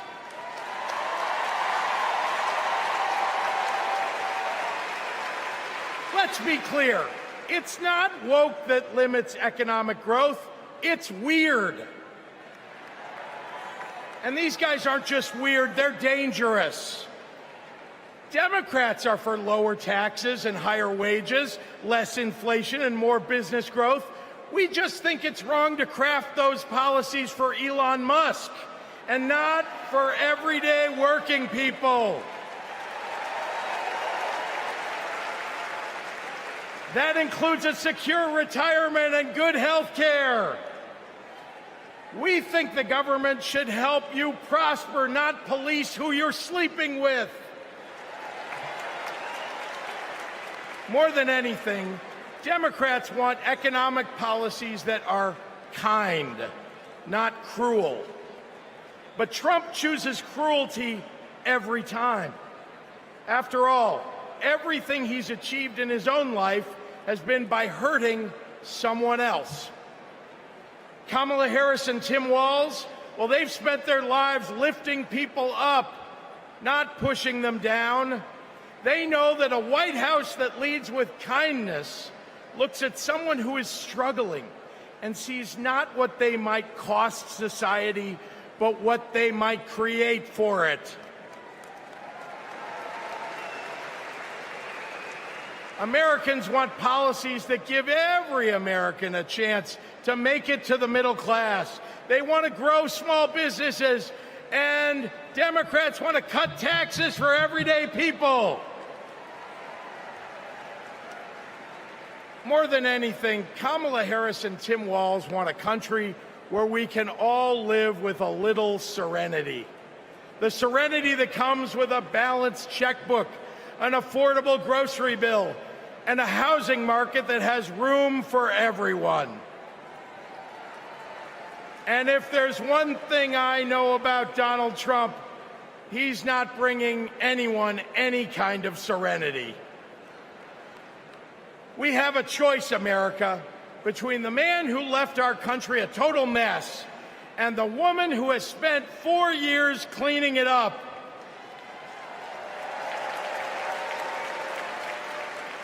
And I think it's time we stop expecting women to clean up messes without the authority and the title to match the job.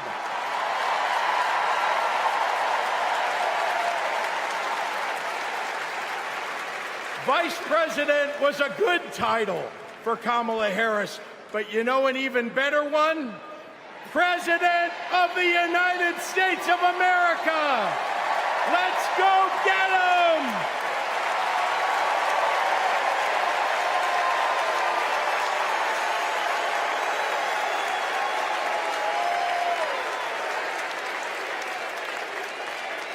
Please welcome former chair and CEO of American Express and current chair and managing director of General Catalyst, Ken Chenault. My fellow Americans, for 17 years, I ran American Express, one of the greatest companies in this country. America has thousands of great companies, more than any other nation in the world. And that's not by accident. The United States is the best place in the world to do business because of the values on which our country was built. Democracy, the rule of law, free and fair elections, the peaceful transfer of power. As a business leader, I have seen firsthand why democracy is so important. Democracy provides the foundation upon which American business and our economy depend. Character and values matter. In business, nothing is more important than trust. In America, we have to trust our president will protect democracy. We have to be certain they'll follow the law and serve the nation, not themselves. Business requires stability and certainty that our democracy will endure. Our economy and democracy are tightly linked. Both only grow stronger when Americans, despite our differences, are willing to work together. At this moment, when our politics pits one group against another, that's what's remarkable about Kamala Harris. She is for all Americans. She understands it's possible, in fact necessary, for a president to be both pro-business and pro-worker. Kamala Harris understands that government must work in partnership with the business community. She knows that a market-based economy needs a strong and effective government. Kamala Harris understands that we need to help entrepreneurs turn good ideas into thriving companies, that we can create good-paying jobs by helping manufacturers expand. Kamala Harris believes in growing the economic pie for the benefit of current and future generations. Unlike her opponent, she knows the way not to build an advanced economy is a broad tariff that would only raise prices, hurt consumers and businesses, and cost jobs. She knows the way not to do it is to give people like me a tax cut when that money should be invested to grow the middle class. If you want to lead, you have to be willing to serve. Kamala Harris's vision for the economy serves us all. She has demonstrated throughout her career that she wants to serve all people and wants all Americans to have the opportunity to work to achieve their own share of the American dream. Our economy goes up and down, but the reason America is the strongest nation in the world is because of her commitment to something bigger than ourselves, our commitment to each other, to democracy. That's what this election is about. It's more than a choice between two parties or sets of policies. It's a choice about who we're going to be as a country.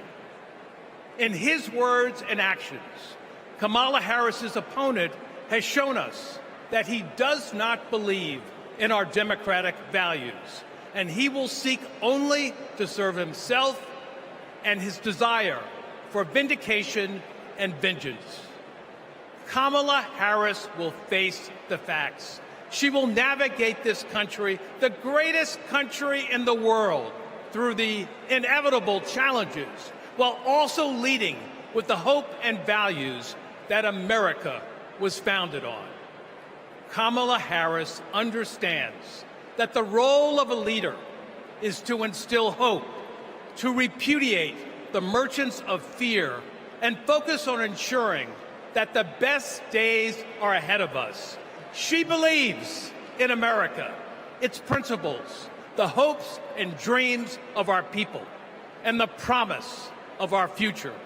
That is why I believe Kamala Harris should be the next president of the United States of America. God bless America.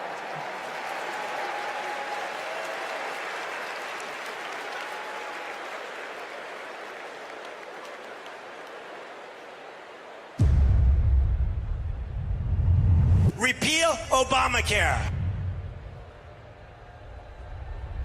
Donald Trump over the weekend again threatened to repeal Obamacare.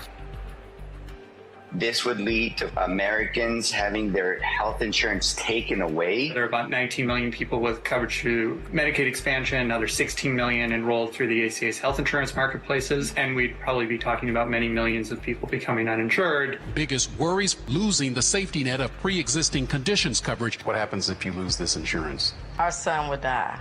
What makes you think this isn't just a hollow threat? This is one of the few campaign promises that he actually tried very hard to keep. So we better believe him when he says he's coming after this. Even if you have insurance from your employer, you will be affected because your premiums would be going up. We're looking at a lot of people who could lose their health insurance.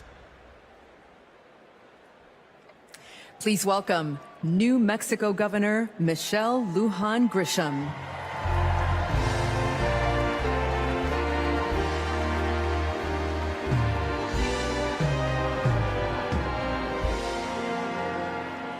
Good evening, America. I'm Michelle Lujan Grisham, Governor of the great state of New Mexico. And in my state, we like things spicy, a little chili on everything, a little kick in our campaigns. And let me tell you, we are feeling en fuego right now. We are fired up to elect Kamala Harris President of the United States. This election is about protecting our democracy and securing our freedoms, including the right to affordable, quality health care. Now, this issue is personal to Vice President Harris, whose mom passed away after a battle with colon cancer. And it's personal to me. At 2 years old, my sister was diagnosed with a tumor that was incurable and made her uninsurable by the time she was 3. And it's personal to Americans across the country who know what it's like when someone they love gets sick. Donald Trump and J.D. Vance want to dismantle our healthcare system, repeal the Affordable Care Act, and eliminate protections for pre-existing conditions. Either these guys don't get it, or they just don't care. You know who gets it? Kamala Harris gets it, and she cares.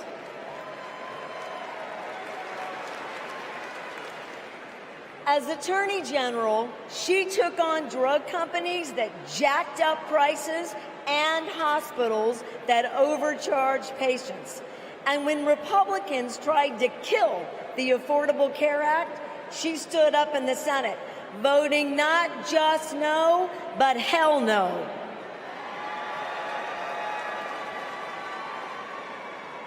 And Kamala Harris hasn't just stopped Republicans from making our healthcare system worse. She fights every day to make it better. And I know, I spent 20 years working to get Medicare the ability to negotiate lower drug prices.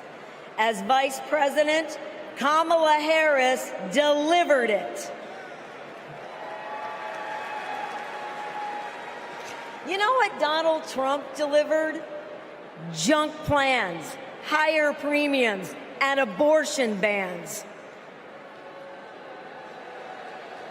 And if you don't think a second term would be worse, then I've got a box of Trump steaks to sell you. We have not just a better choice. America, we have the best choice. Yes, we do. Kamala Harris will protect your right to care. She'll cap drug costs, she'll go after corporate price gougers, and ensure every woman who needs it can access reproductive health care.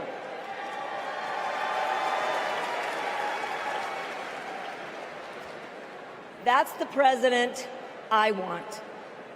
And that's the president America needs.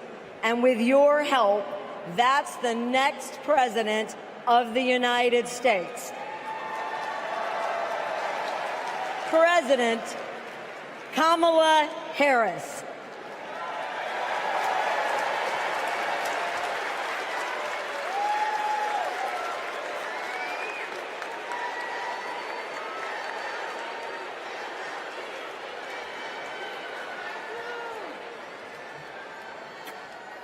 I love you too.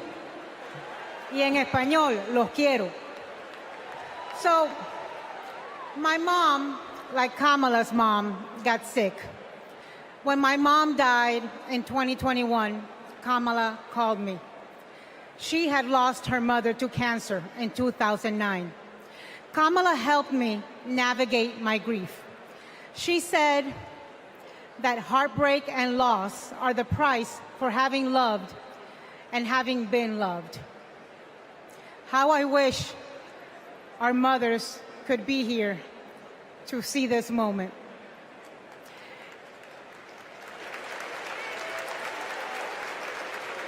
In the next 4 years, America will invariably have moments of great sadness and pain in our country.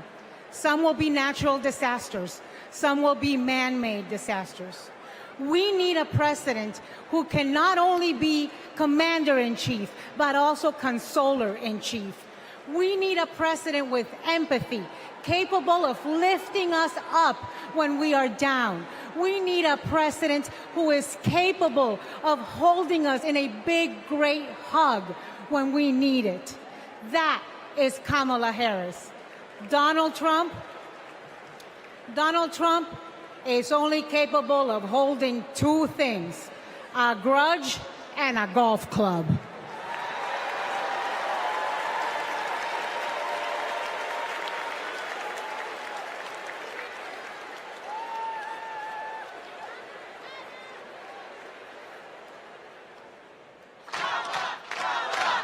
I remember when Kamala was first running for district attorney and people were like, oh, I don't know if she's tough enough. And I just had to laugh because I'm like, you don't know my sister. Kamala had been a hard and tough prosecutor in Alameda County, prosecuting men who were pimping young girls and rapists. Kamala wanted to make sure that murderers and child abusers face meaningful accountability and consequences for those actions. One of the cases that she had early in her career was where a man had scalped his girlfriend. And she ended up getting a conviction, getting justice for that woman. She came to San Francisco to protect victims, and she was elected to be district attorney of San Francisco. Kamala knew that we needed to be smart on crime, and if hell, no one else was gonna do it, that she was gonna do it. If I'm gonna keep my promise to you to keep you safe, I better talk with you about what I'm doing in terms of crime prevention. Investing in people coming out of prisons is the smart thing to do for law enforcement. Forget that it's just the right thing to do. That was a young Kamala Harris. She's only gotten more fierce. I've never seen her back down from a fight, and when she fights, she wins. When Kamala became Attorney General, she wanted to protect people, but also to fundamentally pursue justice. Being smart on crime starts with being tough on violent crime. From a statewide perspective, I think we were concerned about the rise of gang violence. In San Joaquin County, we saw this tremendous change in our community, and it hit us like a wave. We saw an increase in human trafficking, narcotics, and guns. Let it be clear to anyone who would menace this state with violence, to those who prey on the weak and the vulnerable, Justice will be swift and certain in the state of California. She was always hunting the kingpins, but we didn't have partnerships with DOJ or FBI or DEA or any of those law enforcement agencies. Now, we all work collaboratively to help all the counties in California. Because of her, we destabilized organized crime, disrupt these flows of guns, human beings, and narcotics. We are here this afternoon to announce the shutting down of one of the biggest and most organized threats to the safety of the Central Valley. I really think of her as fearless, as a fighter. Kamala just perseveres, and mommy would say it's too hard is never an excuse. Making excuses is a failure to not only take responsibility, but to take action. If you have the will, the desire, the passion, the commitment, there is no challenge that is insurmountable.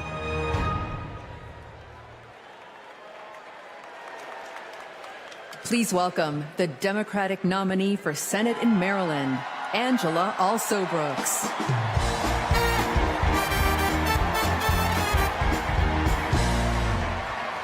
Good evening, America, and hello, Maryland.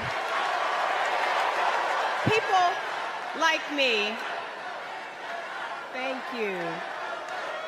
People like me, stories like mine don't usually make it to the United States Senate, but they should.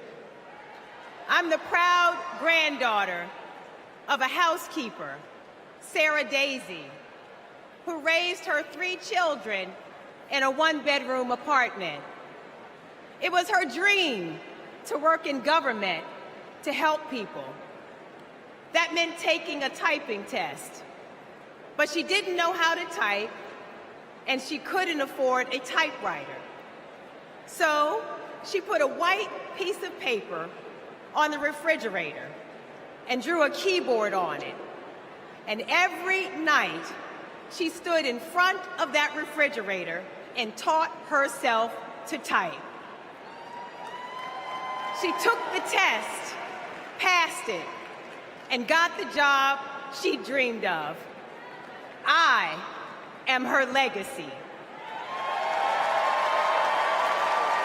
And tonight, I am a candidate for United States Senate from the great state of Maryland.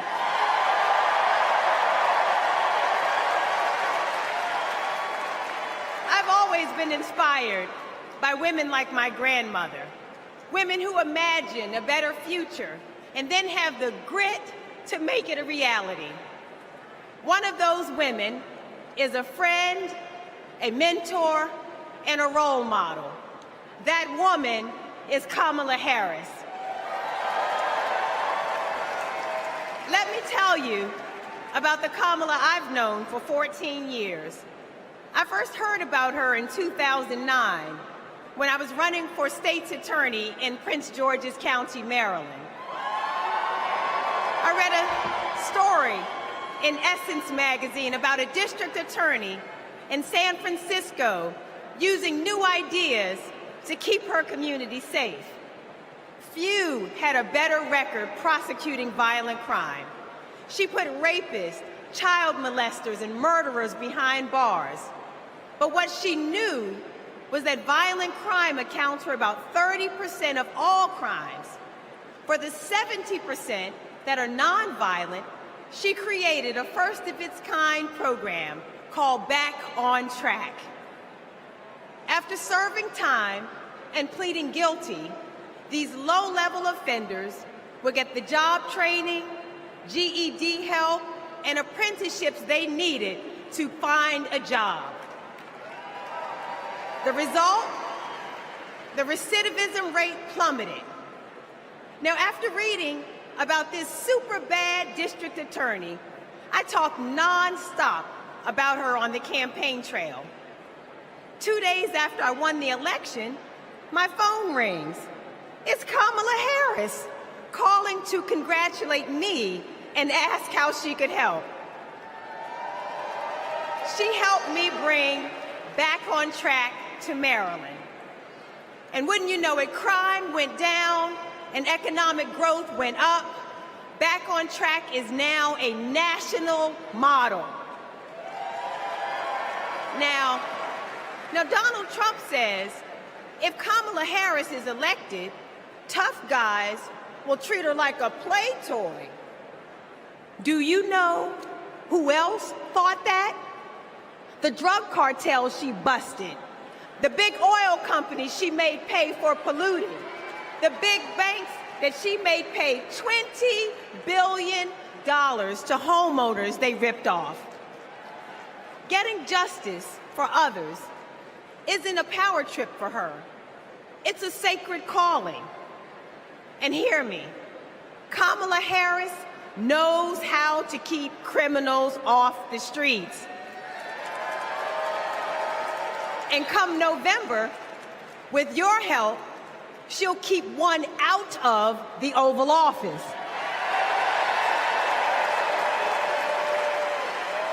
Ever since Donald Trump rode down that ridiculous escalator, we as a nation have felt trapped. Every national decision has been made in reaction to this one man and his extremist MAGA movement.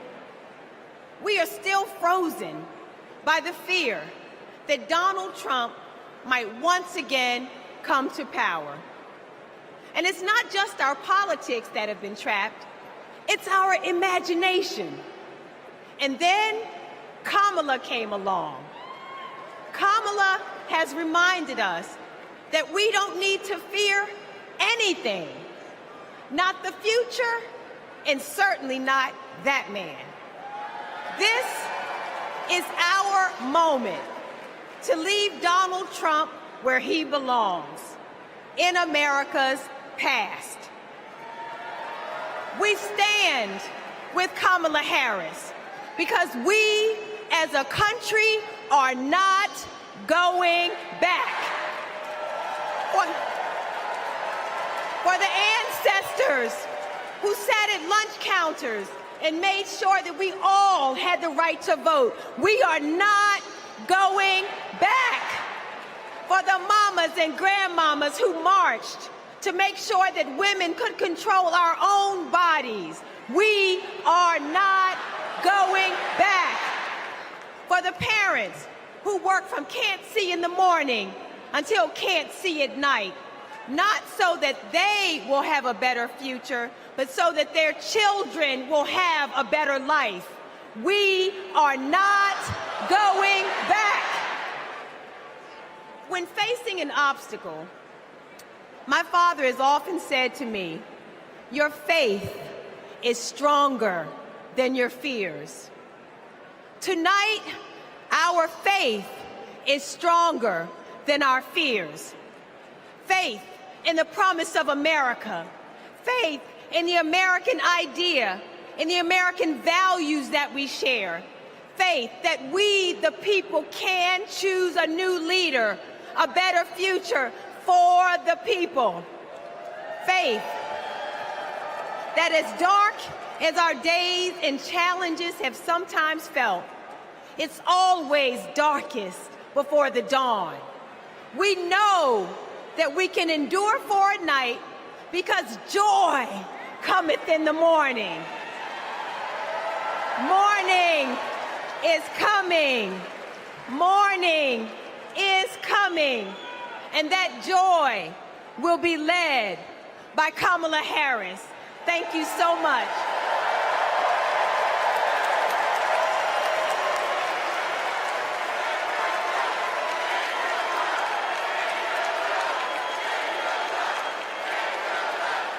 Please welcome Mesa, Arizona Mayor John Giles.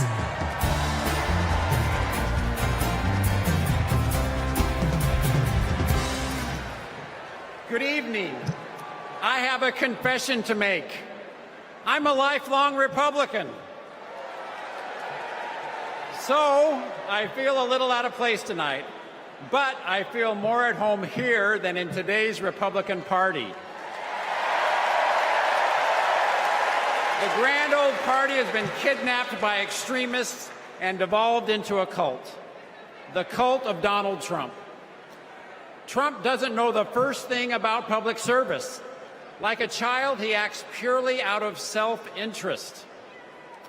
We all need an adult in the White House, and we've seen what happens when we don't have one. Trump made a lot of lofty promises: unlimited economic growth, American manufacturing reborn, a secure border. Turns out Donald Trump was all talk. He wanted our votes, but he couldn't deliver a thing. But these days, my city of Mesa, Arizona is on the move. I'm going to ribbon cuttings every single week, all because Joe Biden and Kamala Harris reached across the aisle and they delivered for my conservative community and countless more across the country. My hero, John McCain, taught us to put country over party. And that's how Vice President Harris and Governor Walz will lead too. I have an urgent message for the majority of Americans who, like me, are in the political middle. John McCain's Republican Party is gone, and we don't owe a damn thing to what's been left behind. So let's turn the page. Let's put country first. Let's put adults in the room where our country deserves. Thank you.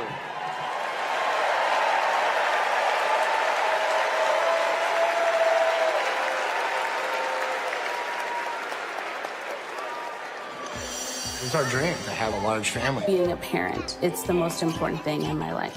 For decades, Americans have turned to the miracle of IVF treatments. She felt like a dream come true. The fact that she was able to build a family, that's why I do what I do. Without IVF, I don't know how this would have been possible. IVF treatment gives many patients an opportunity to have a family. I love that I get to help people every day become parents. But a party that pretends to be pro-family wants to put a stop to this. They are attacking the right to expand and start a family. It's unthinkable. They may never have the family that they've dreamt of. In the U.S. Senate, Republicans blocked a Democratic bill that would have established protections for in vitro fertilization. Mr. Vance, no. If Republicans actually cared as much about protecting IVF, this would have been a simple yes vote. Family means support. To me, family is your whole world. It's the life that you build. IVF made my family. It made my heart whole.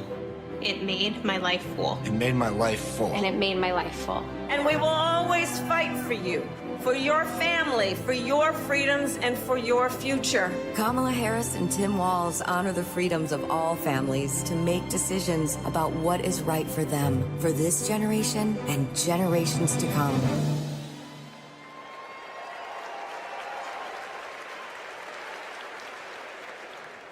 Please welcome Illinois Senator Tammy Duckworth.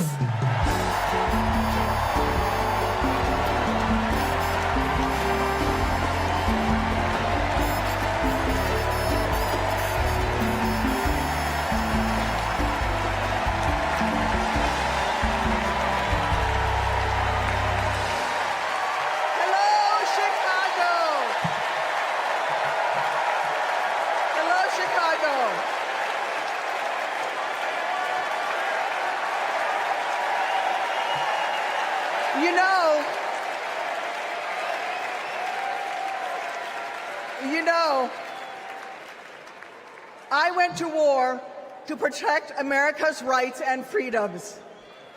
So I take it personally when a five-time draft-dodging coward like Donald Trump tries to take away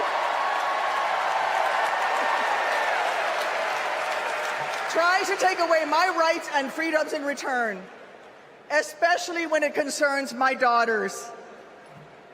My girls, gamer girl Abigail and queen of the monkey bars Miley, are everything to me. But they would never have been born without access to reproductive care. Because after 10 years of struggling with infertility, I was only able to have them through the miracle of IVF. But now, Trump's anti-woman crusade has put other Americans' right to have their own families at risk. Because if they win, Republicans will not stop at banning abortion. They will come for IVF next. They'll prosecute doctors. They will shame and spy on women. And if you think that's far-fetched, just look up what happened in Alabama last year. So let me say to every would-be parent, I see you, I'm with you. And together, in November, we'll send a message to old Cadet Bone Spurs.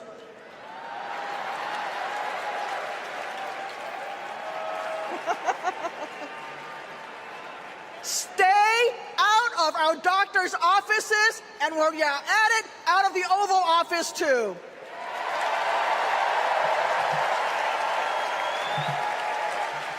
Look, my struggle with infertility was more painful than any wound I earned on the battlefield.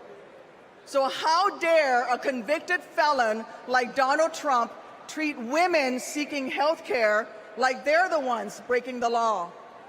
How dare J.D. Vance criticize childless women on cable news, then vote against legislation that would have actually helped Americans to start families?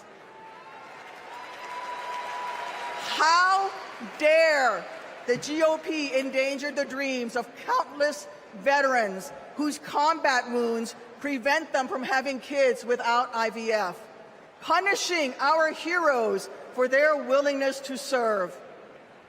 It's simple. Every American deserves the right to be called mommy or daddy without being treated like a criminal. Kamala Harris believes that. So let's make some history and elect her in November. God bless America.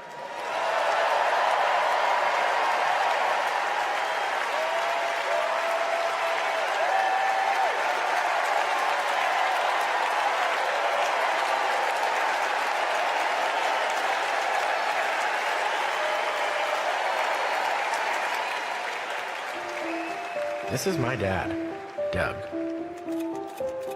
He was raised in Jersey, moved to LA when he was 16. These are his parents, Barb and Mike. They think he walks on water. This is what he wore to his bar mitzvah. And here's him at summer camp. They voted him most athletic, so he says.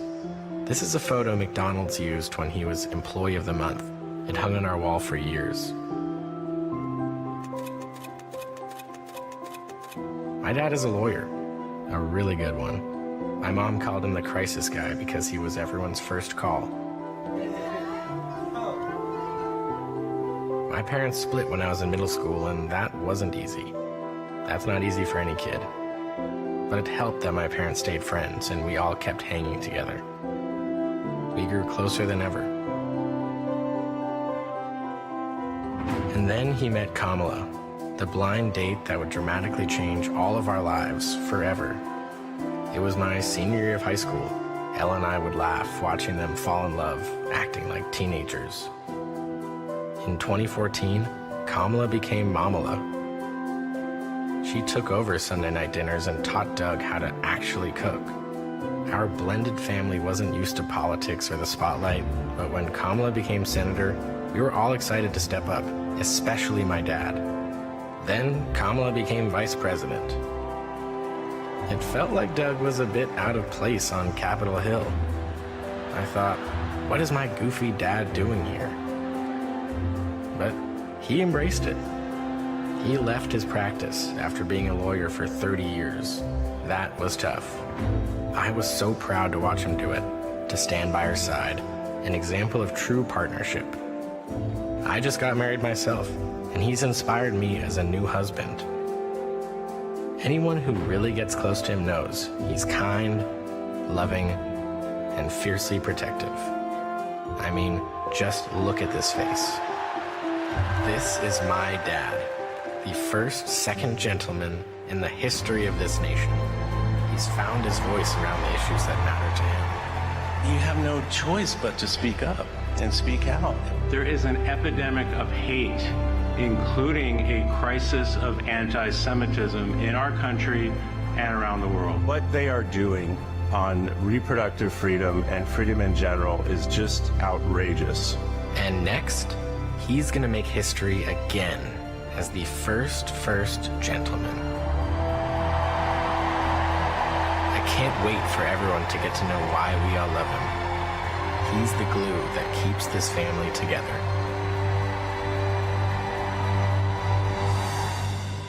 We might not look like other families in the White House, but we are ready to represent all families in America.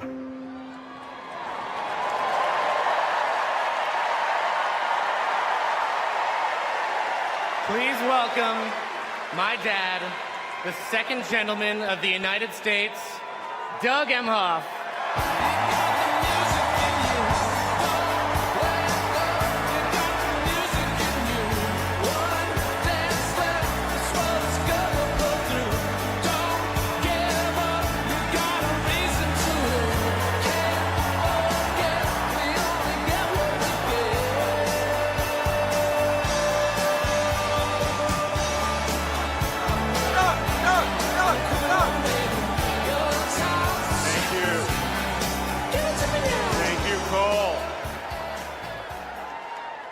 I guess he didn't want me to give this speech. He just...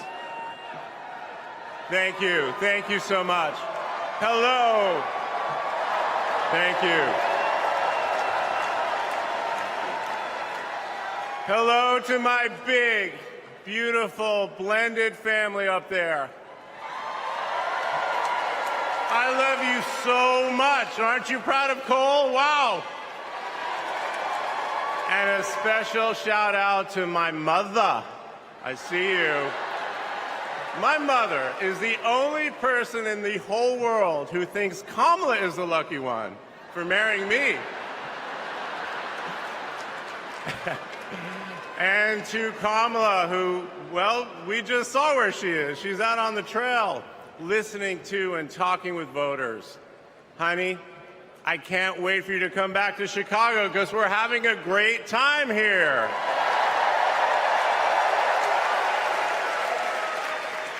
I love you so much. I'm so proud of how you're stepping up for all of us. But that's who she is. Wherever she's needed, however she's needed, Kamala rises to the occasion. And she did it for me and our family. And now that the country needs her, she's showing you what we already know. She's ready to lead. She brings both joy and toughness to this task, and she will be a great president we will all be proud of. Now, I'm the son of two Brooklynites, Mike and Barb. They've been together almost 70 years. My dad worked in the shoe business in Manhattan, and he moved our family out to New Jersey. Where's New Jersey? I see you out there. When I was a little kid. And in a lot of ways, I had a typical Jersey suburban childhood. I biked around the neighborhood. I took the bus to Hebrew school. And I rode to Little League practice in the way back of my coach's wood-paneled station wagon. And if we did well, we got to have a Slurpee after. In my neighborhood, everyone left their garage door open. Wherever you ended up at dinner time, that's the family that fed you. Everyone took care of everyone else.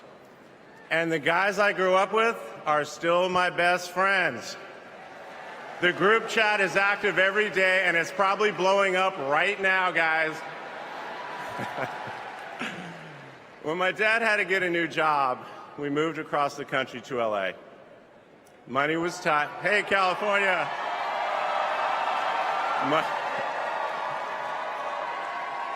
Money was tight, so I worked at McDonald's in high school for some extra cash. Not only was I Employee of the Month, but I still have the framed picture, which you just saw, and there was a ring, golden arches and all. And then I waited tables, parked cars. I was working full-time so I could afford to go to college part-time. And thanks to partial scholarships, student loans, and a little help from my dad, I got myself through law school. And I got my first job as a lawyer, which is also where I met the guys in my fantasy football league. And a lot has changed in our lives since the early 90s, but my team name is still Nirvana. Yes, after the band. I worked hard, and I love being a lawyer. And by the way, I still get to be part of the profession by teaching students at Georgetown Law School. I got married, became a dad to Cole and Ella. Unfortunately, I went through a divorce, but eventually started worrying about how I would make it all work. And that's when something unexpected happened. In 2013, I walked into a contentious client meeting. We worked through the issue, and by the end of the meeting, the now happy client offered to set me up on a blind date, which is how I ended up with Kamala Harris's phone number. Now, for generations, people have debated when to call the person you're being set up with. And never in history has anyone suggested 8:30 a.m. And yet, that's when I dialed. I got Kamala's voicemail, and I just started rambling. Hey, it's Doug. I'm on my way to an early meeting. Again, it's Doug. I remember I was trying to grab the words out of the air and just put them back in my mouth. And for what seemed like far too many minutes, I hung up. By the way, Kamala saved that voicemail, and she makes me listen to it on every anniversary. But that message wasn't the only unusual thing about that day. Now, Kamala, who normally would have been working hard at her office, just happened to be waiting at her apartment for a contractor to do some work on her kitchen. I was eating at my desk, which was not a regular occurrence for a busy lawyer like me who appreciated a good business lunch. But that's when she called me back. And we talked for an hour, and we laughed. Well, you know that laugh. I love that laugh.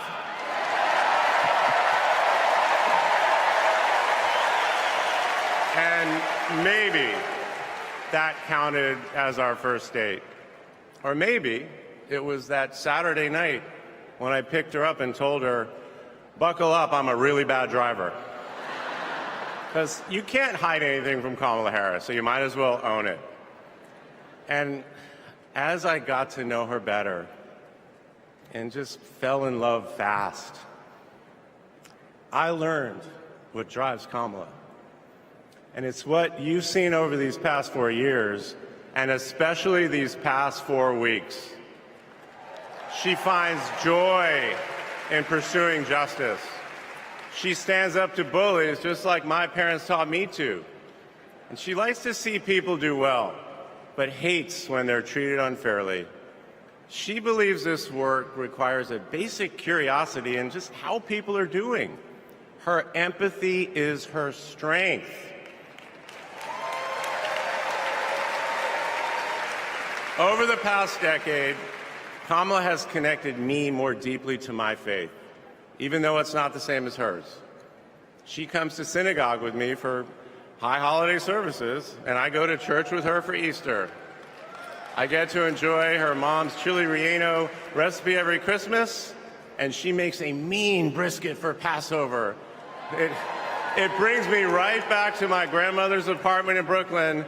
You know, the one with the plastic-covered couches. But Kamala has fought against anti-Semitism and all forms of hate her whole career. She's the one who encouraged me as second gentleman to take up that fight, which is so personal to me. And those of you who belong to blended families know that they can be a little complicated. But as soon as our kids started calling her Mamala, I knew we'd be okay. Ella calls us a three-headed parenting machine. Kamala and Kirsten, thank you both. Thank you both for always putting your family and the kids first. Now, Cole and Ella's friends knew that when they'd come over for Sunday dinner with Mamala, it was going to be real talk. In between taking cooking instructions, they'd have to answer questions about what problem they wanted to solve in the world. They learned that you've always got to be prepared because Kamala is going to prosecute the case. And in the same breath that Cole and Greenlee told us that they were engaged, they asked Kamala to officiate their wedding. And in the same way that she always steps up when it matters, Kamala put so much time into those remarks, and she bound them in a book that matched her dark red dress, and then turned that into a gift for the happy couple. A few days ago, during this incredible time we're going through, there was a brief window when Kamala was back at home. And I saw her sitting on her favorite chair, and in the middle of a wild month, I just hoped that she was having a quiet moment to herself. But then I realized she was on the phone. And of course, my mind went to all the potential crises that the vice president could be dealing with. Was it domestic? Was it foreign? Was it campaign? I could see she was focused, and all I knew was that it must be something important. And it turns out it was. Ella had called her. That's Kamala. That's Kamala. Those kids are her priorities, and that scene was a perfect map of her heart. She's always been there for our children, and I know she'll always be there for yours too. Kamala is a joyful warrior. It's doing for her country what she has always done for the people that she loves. Her passion will benefit all of us when she's our president. And here's the thing about joyful warriors. They're still warriors. And Kamala is as tough as it comes. Just ask the criminals, the global gangsters, and the witnesses before the Senate Judiciary Committee. She never runs from a fight. And she knows the best way to deal with a coward is to take him head on. Because we all know cowards are weak, and Kamala Harris can smell weakness. She doesn't tolerate any BS. You've all seen that look, and you know that look I'm talking about. That look is not just a meme. It reflects her true belief in honest and direct leadership. And it's also why she will not be distracted by nonsense. Kamala knows that in order to win, we cannot lose focus. America, in this election, you have to decide who to trust with your family's future. I trusted Kamala with our family's future. It was the best decision I ever made. This Thursday will be our 10th wedding anniversary, which I know it means I'm about to hear that embarrassing voicemail again. However, that's not all I'll be hearing. That same night, I'll be hearing my wife, Kamala Harris, accept your nomination for President of the United States. And with your help, she will lead with joy and toughness, with that laugh and that look, with compassion and conviction. She'll lead from the belief that wherever we come from, whatever we look like, we're strongest when we fight for what we believe in, not just against what we fear. Kamala Harris was exactly the right person for me at an important moment in my life. And at this moment in our nation's history, she is exactly the right president. Thank you so much.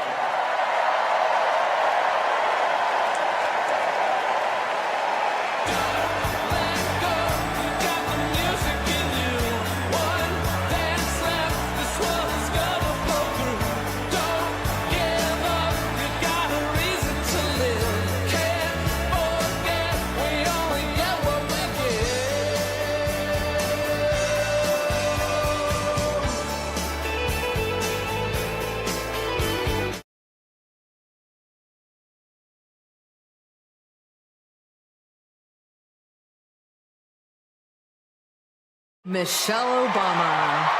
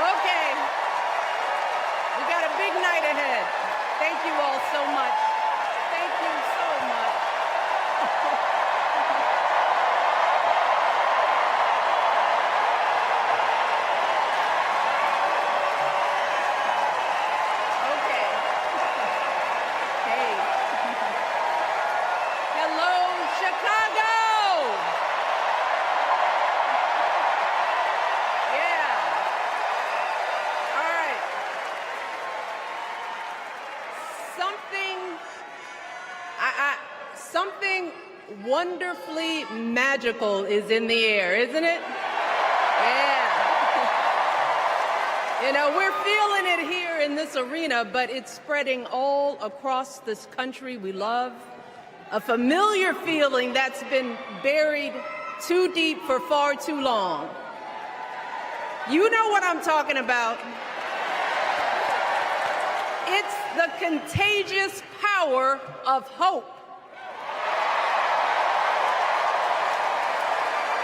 The anticipation, the energy, the exhilaration of once again being on the cusp of a brighter day. The chance to vanquish the demons of fear, division, and hate that have consumed us and continue pursuing the unfinished promise of this great nation, the dream that our parents and grandparents fought and died and sacrificed for. America, hope is making a comeback.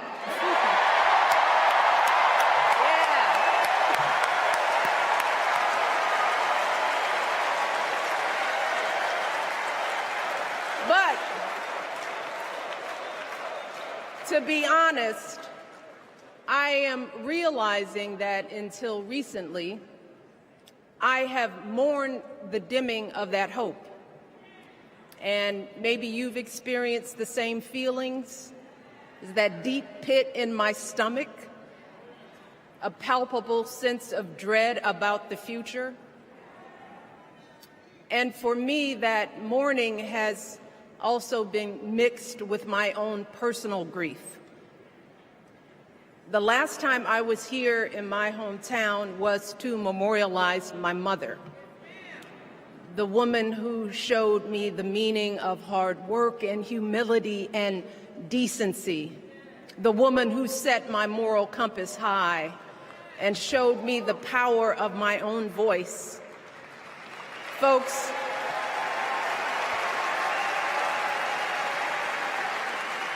I still feel her loss so profoundly. I wasn't even sure if I'd be steady enough to stand before you tonight, But my heart compelled me to be here because of the sense of duty that I feel to honor her memory and to remind us all not to squander the sacrifices our elders made to give us a better future. You see, my mom, in her steady, quiet way, lived out that striving sense of hope every single day of her life. She believed that all children, all people have value, that anyone can succeed if given the opportunity. She and my father didn't aspire to be wealthy. In fact, they were suspicious of folks who took more than they needed. They understood that it wasn't enough for their kids to thrive if everyone else around us was drowning. So my mother volunteered at the local school. She always looked out for the other kids on the block. She was glad to do the thankless, unglamorous work that for generations has strengthened the fabric of this nation. The belief that if you do unto others, if you love thy neighbor, if you work and scrape and sacrifice, it will pay off. If not for you, then maybe for your children or your grandchildren. You see, those values have been passed on through family farms and factory towns, through tree-lined streets and crowded tenements, through prayer groups and National Guard units and social studies classrooms. Those were the values my mother poured into me until her very last breath. Kamala Harris and I built our lives on those same foundational values. Even though our mothers grew up an ocean apart, they shared the same belief in the promise of this country. That's why her mother moved here from India at 19. It's why she taught Kamala about justice, about the obligation to lift others up, about our responsibility to give more than we take. She'd often tell her daughter, "Don't sit around and complain about things, do something."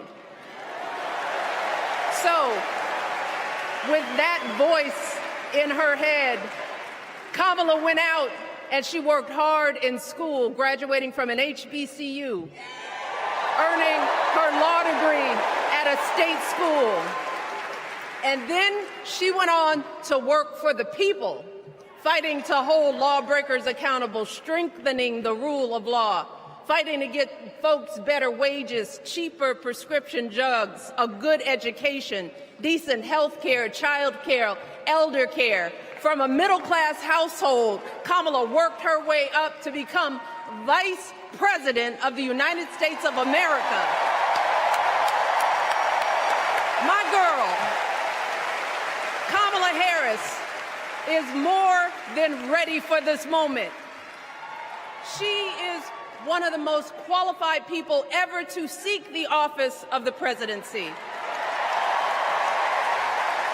And she is one of the most dignified. A tribute to her mother, to my mother, and to your mother, too. The embodiment of the stories we tell ourselves about this country. Her story is your story. It's my story. It's the story of the vast majority of Americans trying to build a better life.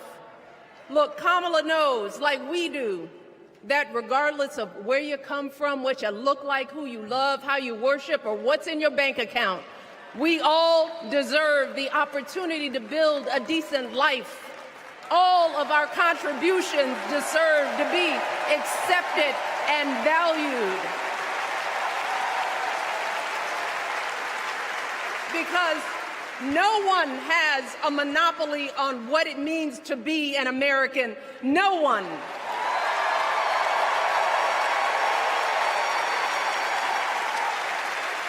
Kamala has shown her allegiance to this nation, not by spewing anger and bitterness, but by living a life of service and always pushing the doors of opportunity open to others. She understands that most of us will never be afforded the grace of failing forward. We will never benefit from the affirmative action of generational wealth.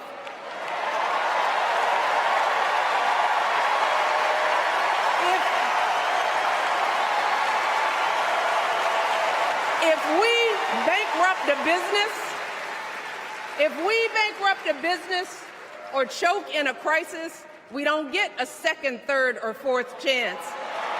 If things don't go our way, we don't have the luxury of whining or cheating others to get further ahead. No. We don't get to change the rules so we always win. If we see a mountain in front of us, we don't expect there to be an escalator waiting to take us to the top. No. We put our heads down. We get to work. In America, we do something.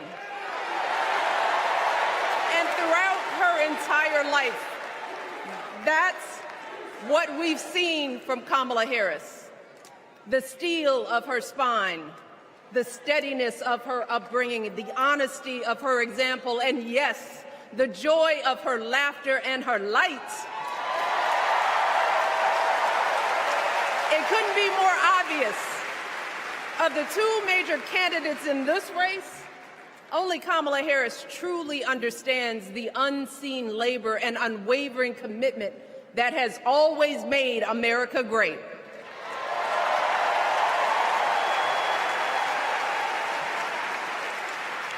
Now, unfortunately, we know what comes next.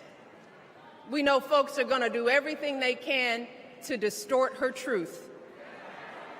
My husband and I sadly know a little something about this. For years, Donald Trump did everything in his power to try to make people fear us. See, his limited, narrow view of the world made him feel threatened by the existence of two hard-working, highly educated, successful people who happen to be black.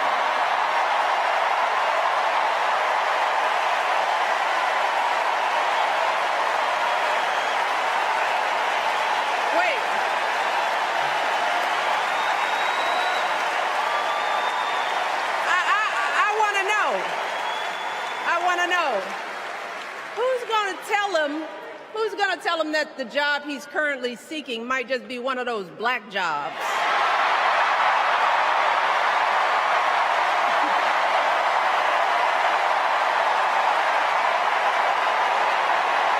Look, it's his same old con. His same old con. Doubling down on ugly, misogynistic, racist lies as a substitute for real ideas and solutions that will actually make people's lives better.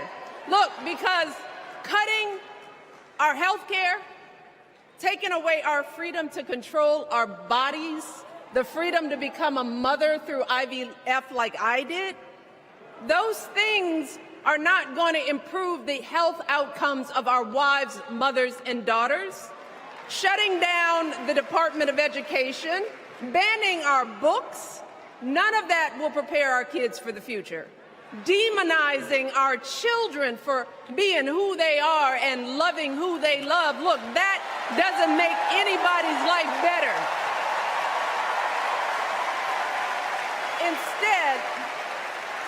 Instead, it only makes us small. And let me tell you this, going small is never the answer. Going small is the opposite of what we teach our kids.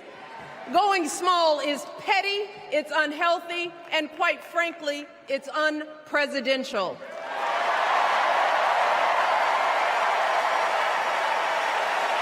So, why would any of us accept this from anyone seeking our highest office? Why would we normalize that type of backward leadership? Doing so only demeans and cheapens our politics. It only serves to further discourage good, big-hearted people from wanting to get involved at all. America, our parents taught us better than that, and we deserve so much better than that. That's why we must do everything in our power to elect two of those good, big-hearted people. There is no other choice than Kamala Harris and Tim Walz. No other choice.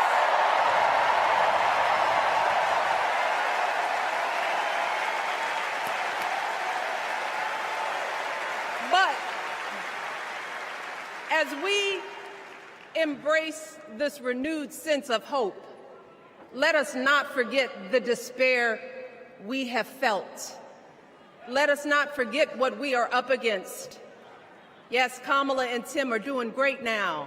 We're loving it. They're packing arenas across the country. Folks are energized. We are feeling good.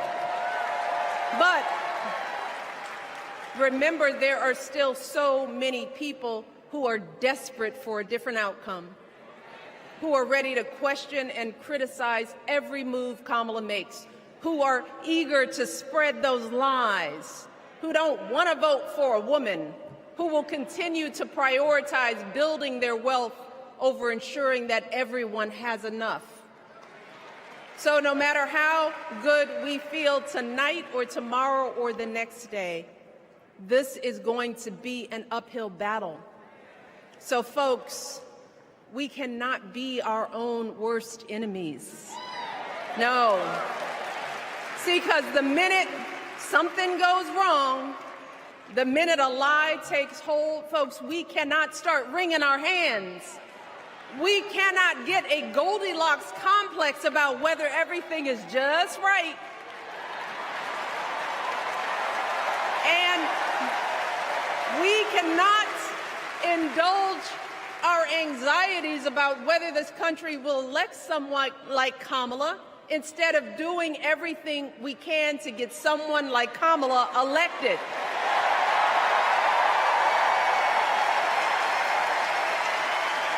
Kamala and Tim, they have lived amazing lives. And I am confident that they will lead with compassion, inclusion, and grace. But they are still only human. They are not perfect. And like all of us, they will make mistakes. But luckily, y'all, this is not just on them. No, this is up to us, all of us, to be the solution that we seek. It's up to all of us to be the antidote to the darkness and division. Look, I don't care how you identify politically, whether you're Democrat, Republican, Independent, or none of the above. This is our time to stand up for what we know in our hearts is right.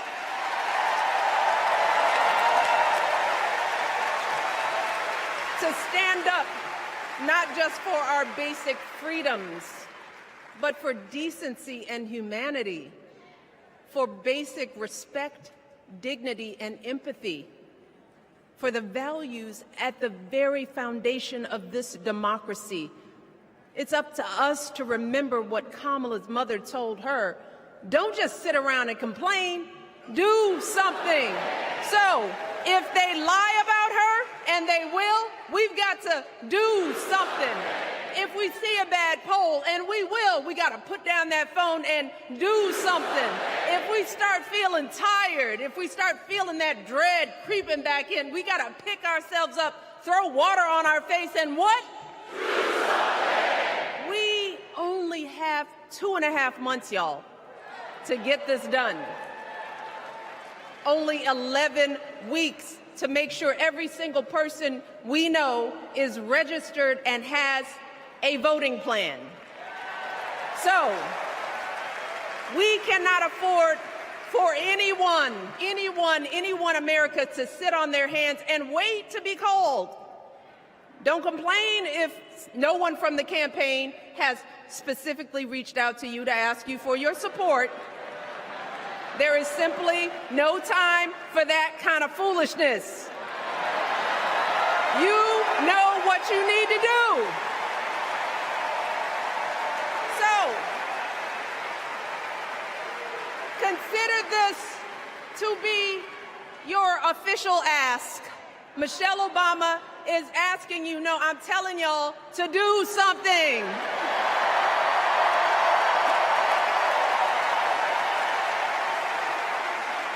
Because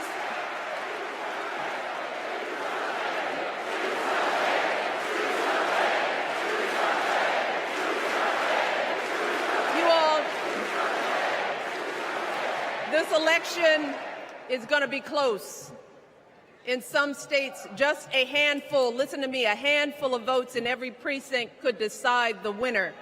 So we need to vote in numbers that erase any doubt. We need to overwhelm any effort to suppress us. Our fate is in our hands. In 77 days, we have the power to turn our country away from the fear, division, and smallness of the past. We have the power to marry our hope with our action. We have the power to pay forward the love, sweat, and sacrifice of our mothers and fathers and all those who came before us. We did it before, y'all, and we sure can do it again.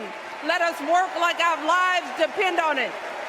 And let us keep moving our country forward and go higher, yes, always higher than we've ever gone before as we elect the next president and vice president of the United States, Kamala Harris and Tim Walz.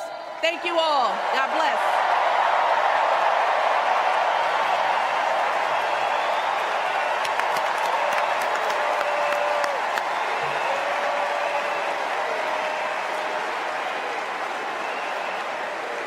Now, before I go, I have one more job tonight.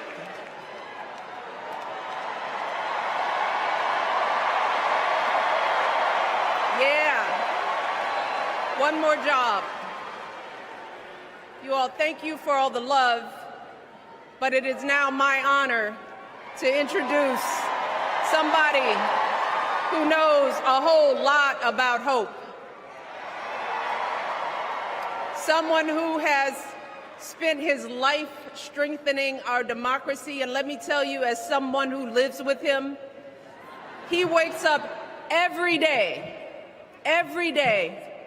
and thinks about what's best for this country. Please welcome America's 44th president and the love of my life, Barack Obama.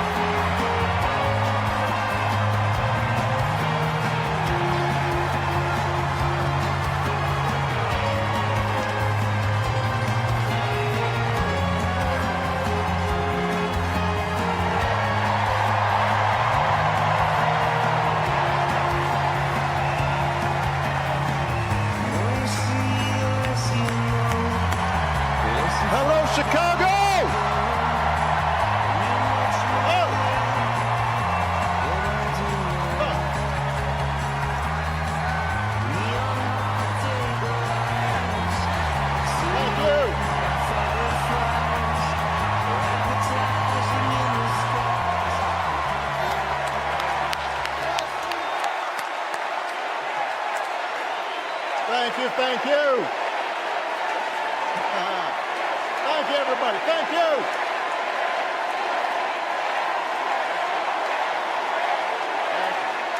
Thank you. All right. That's enough. Thank you. Chicago, it's good to be home. It is good to be home, and I don't know about you, but I'm feeling fired up.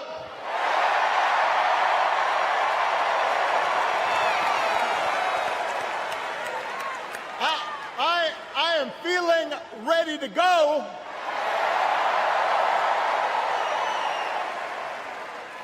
even if I am the only person stupid enough to speak after Michelle Obama.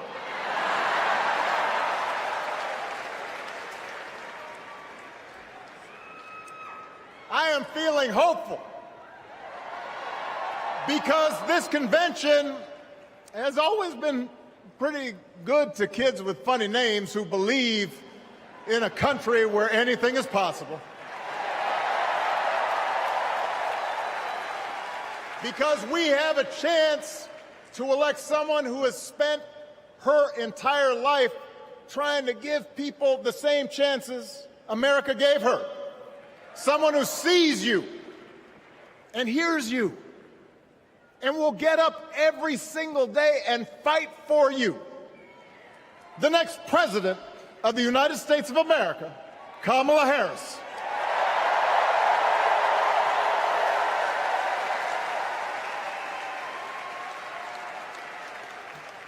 It's been 16 years since I had the honor of accepting this party's nomination for president.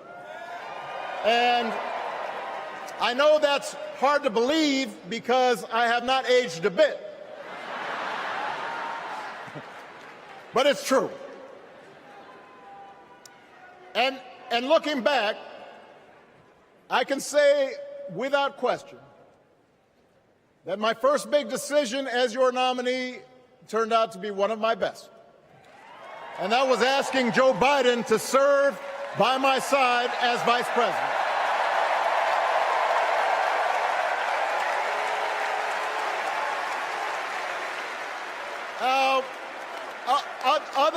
Other than some common Irish blood, Joe and I come from different backgrounds, but we became brothers. And as we worked together for 8, sometimes pretty tough years, what I came to admire most about Joe wasn't just his smarts, his experience. It was his empathy and his decency and his hard-earned resilience, his unshakable belief that everyone in this country deserves a fair shot.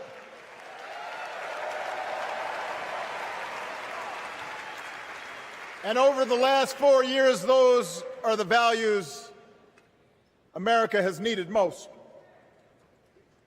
At a time when millions of our fellow citizens were sick and dying, we needed a leader with the character to put politics aside and do what was right. At a time when our economy was reeling, we needed a leader with the determination to drive what would become the world's strongest recovery.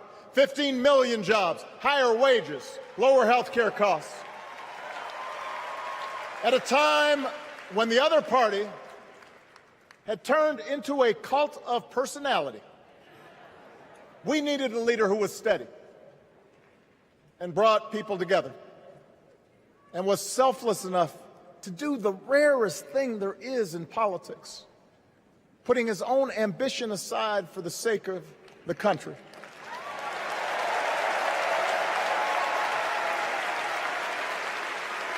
History will remember Joe Biden as an outstanding president who defended democracy at a moment of great danger. And I am proud to call him my president, but I am even prouder to call him my friend.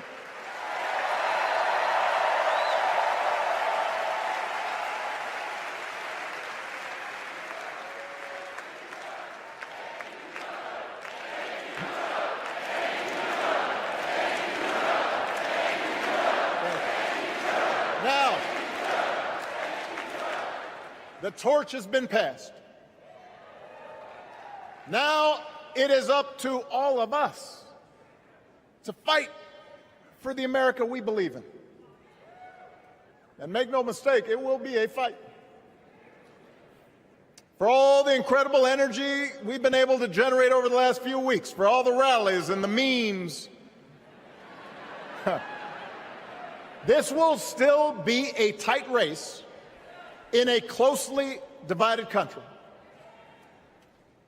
a country where too many Americans are still struggling,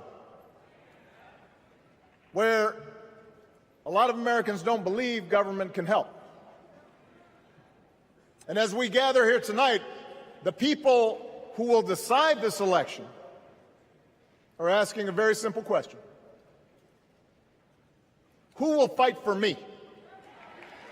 Who's thinking about my future, about my children's future, about our future together? One thing is for certain, Donald Trump is not losing sleep over that question.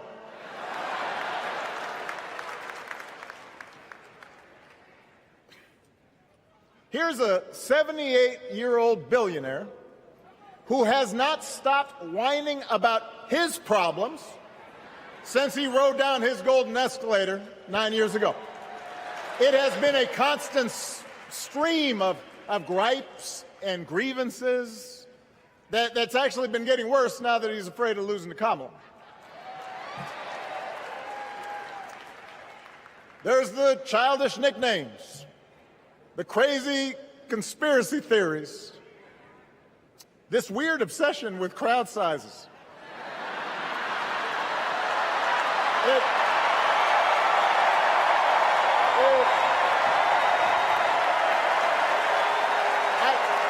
It just goes on and on and on. The other day I heard someone compare Trump to the neighbor who keeps running his leaf blower outside your window every minute of every day.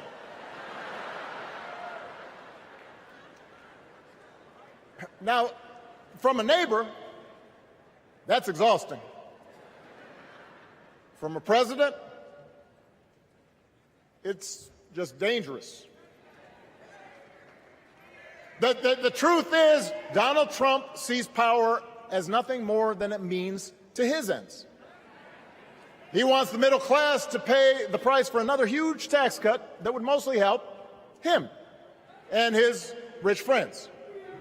He killed a bipartisan immigration deal written in part by one of the most conservative Republicans in Congress that would have helped secure our southern border because he thought trying to actually solve the problem would hurt his campaign. He doesn't. Do not boo. Vote.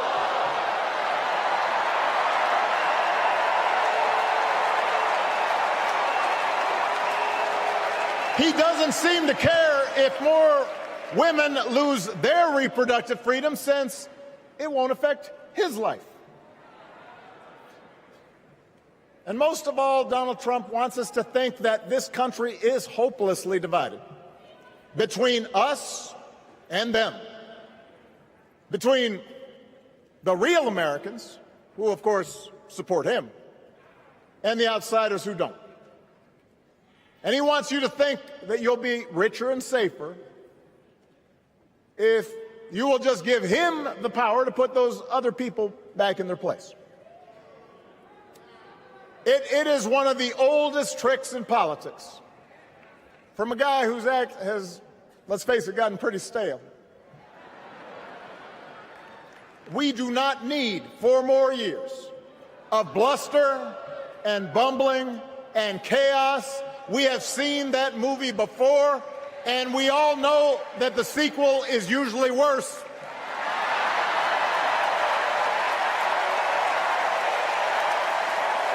America's ready for a new chapter. America's ready for a better story. We are ready for a President Kamala Harris.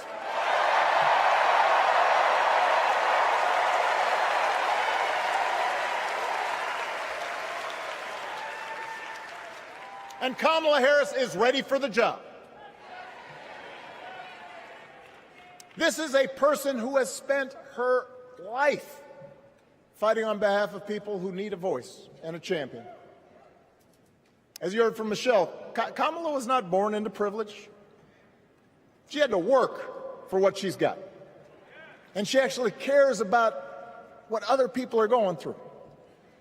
She's not the neighbor running the leaf blower. She's the neighbor rushing over to help when you need a hand. As a prosecutor, Kamala stood up for children who had been victims of sexual abuse. As an attorney general of the most populous state in the country, she fought big banks and for-profit colleges, securing billions of dollars for the people they had scammed. After the home mortgage crisis, she pushed me and my administration hard to make sure homeowners got a fair settlement. Didn't matter that I was a Democrat. Didn't matter that she had knocked on doors for my campaign in Iowa. She was going to fight to get as much relief as possible for the families who deserved it.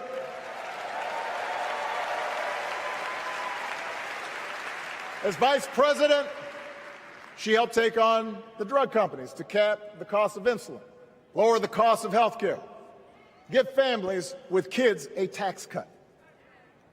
And she is running for president with real plans to lower costs even more and protect Medicare and Medicaid and sign a law to guarantee every woman's right to make her own health care decisions.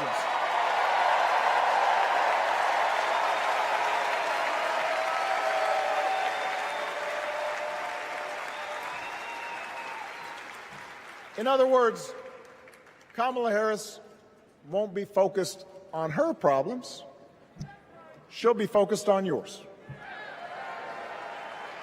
As president, she won't just cater to her own supporters and punish those who refuse to kiss the ring or bend the knee. She'll work on behalf of every American. That's who Kamala is. And in the White House, she will have an outstanding partner in Governor Tim Walz.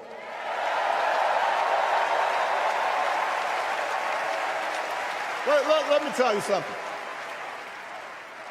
Let me tell you something. I love this guy. Tim is the kind of person who should be in politics. Born in a small town, served his country, taught kids, coached football, took care of his neighbors. He knows who he is, and he knows what's important. You can tell those flannel shirts he wears don't come from some political consultant. They come from his closet, and they have been through some stuff.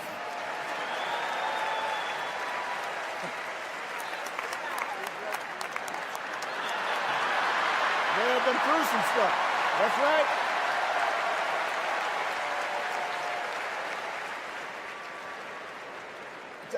Together, Kamala and Tim have kept faith with America's central story.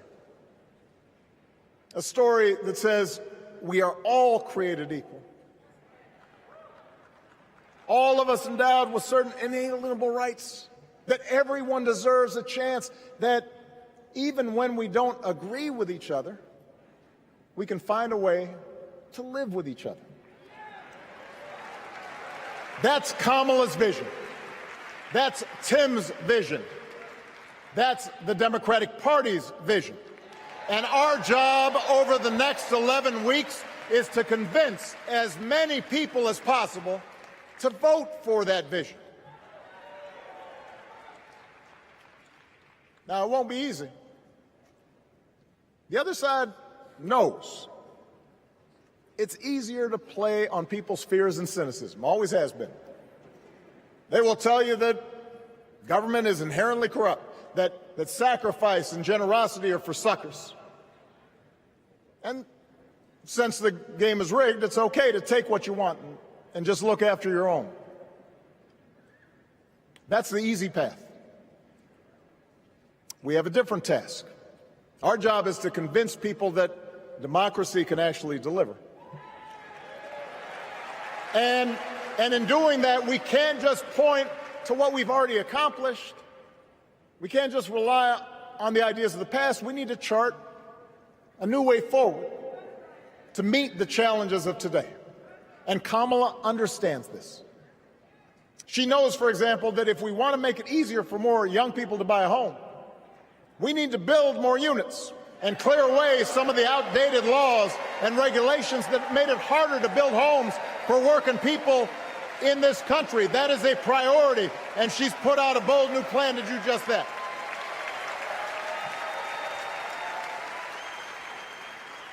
On health care, we should all be proud of the enormous progress that we've made through the Affordable Care Act,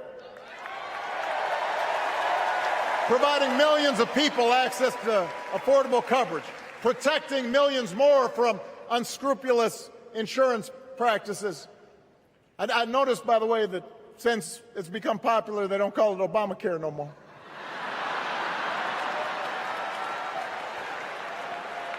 But Kamala knows we can't stop there, which is why she'll keep working to limit out-of-pocket costs. Kamala knows that if we want to help people get ahead, we need to put a college degree within reach of more Americans.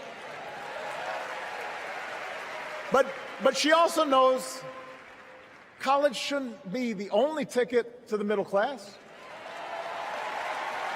We need to follow the lead of governors like Tim Walz, who said, if you've got the skills and the drive, you shouldn't need a degree to work for state government. And in this new economy, we need a president who actually cares about the millions of people all across this country who wake up every single day to do the essential, often thankless work, to care for our sick, to clean our streets, to deliver our packages. We need a president who will stand up for their right to bargain for better wages and working conditions. And Kamala will be that president.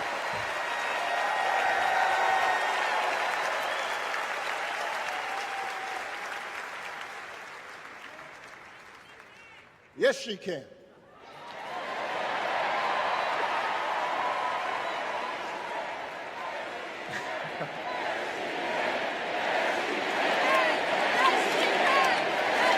Yes, she can. A Harris-Walz administration can help us move past some of the tired old debates that keep stifling progress. Because at their core, Kamala and Tim understand that when everybody gets a fair shot, we are all better off. They understand that when every child gets a good education, the whole economy gets stronger. When women are paid the same as men for doing the same job, all families benefit.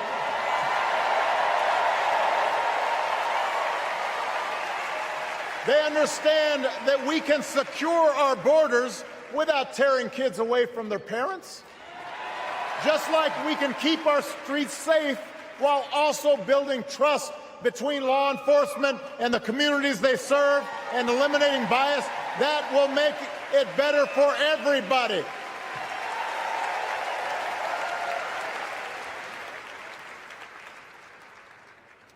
Donald Trump and his well-heeled donors, they don't see the world that way.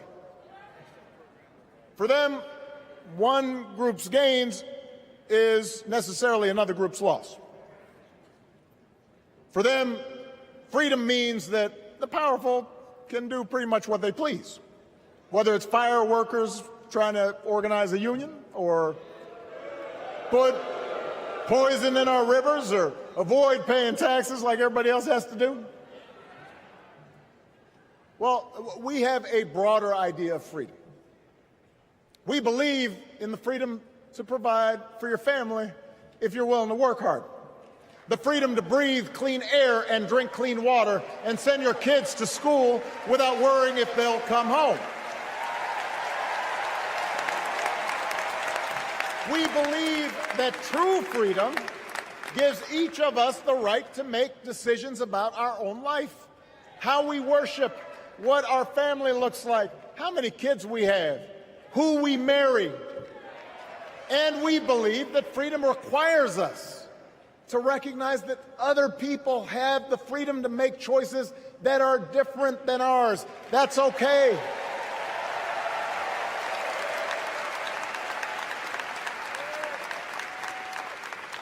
That's the America Kamala Harris and Tim Walz believe in. An America where we, the people, includes everyone.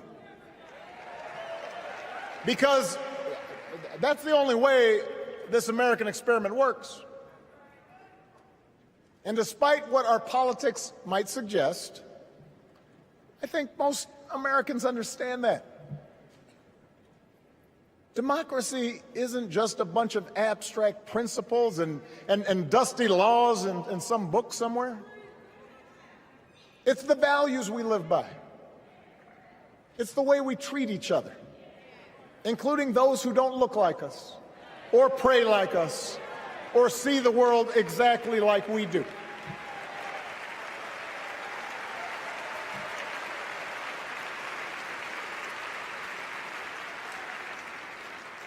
That sense of mutual respect has to be part of our message.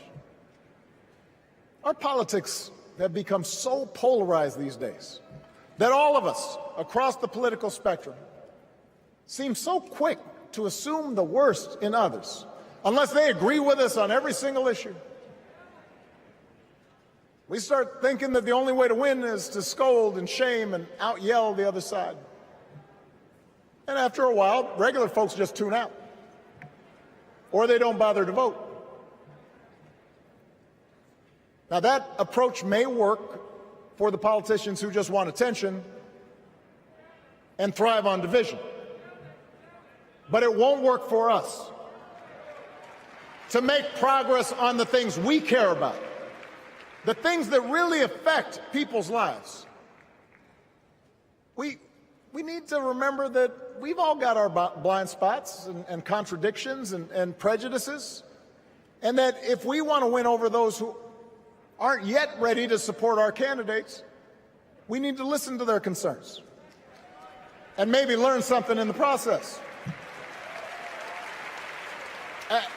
After all, if a parent or grandparent occasionally says something that makes us cringe, we don't automatically assume they're bad people. We recognize that the world is moving fast, that they need time and maybe a little encouragement to catch up. Our fellow citizens deserve the same grace we hope they'll extend to us.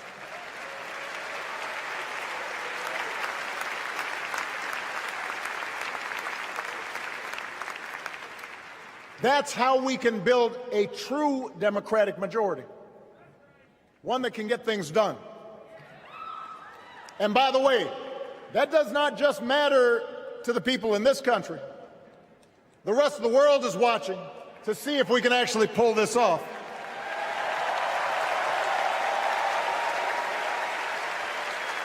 No nation, no society has ever tried to build a democracy as big and as diverse as ours before. One that includes people that over decades have come from every corner of the globe. One where our allegiances and our community are defined not by race or blood, but by a common creed. And that's why when we uphold our values, the world's a little brighter. When we don't, the world's a little dimmer. And dictators and autocrats feel emboldened. And over time, we become less safe. We shouldn't be the world's policemen, and we can't eradicate every cruelty and injustice in the world. But America can be and must be a force for good. Discouraging conflict, fighting disease, promoting human rights, protecting the planet from climate change, defending freedom, brokering peace. That's what Kamala Harris believes, and so do most Americans.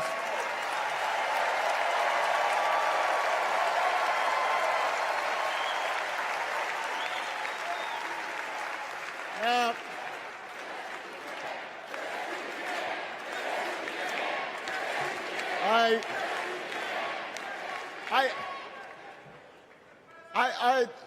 I know these ideas can feel pretty naive right now. We live in a time of such confusion and rancor, with a culture that puts a premium on things that don't last. Money, fame, status, likes. We chase the approval of strangers on our phones. We build all manner of walls and fences around ourselves, and then we wonder why we feel so alone. We don't trust each other as much because we don't take the time to know each other. And in that space between us, politicians and algorithms teach us to caricature each other and troll each other and fear each other. But here's the good news, Chicago. All across America, in big cities and small towns, away from all the noise, the ties that bind us together are still there. We still coach Little League and look out for our elderly neighbors. We still feed the hungry in churches and mosques and synagogues and temples. We share the same pride when our Olympic athletes compete for the gold. Because the vast majority of us do not want to live in a country that's bitter and divided.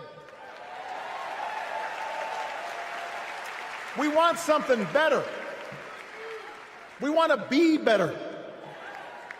And the joy and the excitement that we're seeing around this campaign tells us we're not alone. You know, I've spent a lot of time thinking about these past few months because, as Michelle mentioned, this summer we lost her mom, Ms. Marion Robinson. And I don't know that anybody has ever loved their mother-in-law any more than I love mine. Mostly it's because she was funny and wise and the least pretentious person I knew. That, and she always defended me with Michelle when I messed up. I'd hide behind her.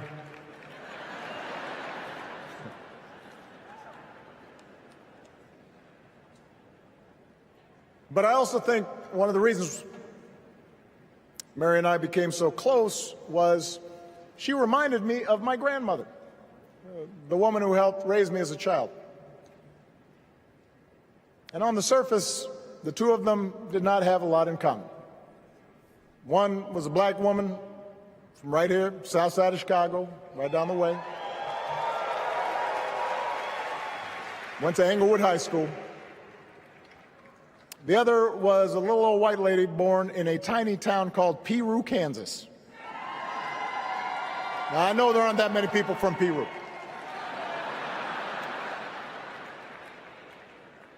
And yet they shared a basic outlook on life. They were strong, smart, resourceful women, full of common sense, who, regardless of the barriers they encountered, and women growing up in the 40s and 50s and 60s, they encountered barriers. They still went about their business without fuss or complaint and provided an unshakable foundation of love for their children and their grandchildren. In that sense, they both represented an entire generation of working people who, through war and depression, discrimination and limited opportunity, helped build this country. A lot of them toiled every day at jobs that were often too small for them and didn't pay a lot. They willingly went without just to keep a roof over their families' heads, just to give their children something better. But they knew what was true. They knew what mattered. Things like honesty and integrity, kindness, and hard work. They weren't impressed with braggarts or bullies. They didn't think putting other people down lifted you up or made you strong. They didn't spend a lot of time obsessing about what they didn't have. Instead, they appreciated what they did. They found pleasure in simple things: a card game with friends, a good meal, and laughter around the kitchen table, helping others, and most of all, seeing their children do things and go places that they would have never imagined for themselves.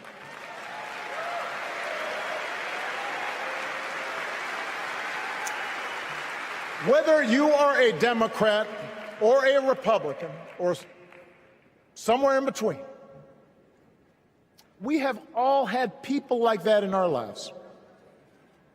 People like Kamala's parents, who crossed oceans because they believed in the promise of America. People like Tim's parents, who taught him about the importance of service. Good, hard-working people who weren't famous or powerful, but who managed in countless ways to leave this country just a little bit better than they found it.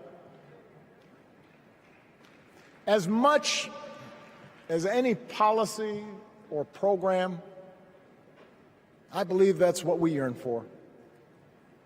A return to an America where we work together and look out for each other. A restoration of what Lincoln called, on the eve of Civil War, our bonds of affection. An America that taps what he called the better angels of our nature. That is what this election is about. And I believe that's why, if we each do our part over the next 77 days, if we knock on doors, if we make phone calls, if we talk to our friends, if we listen to our neighbors,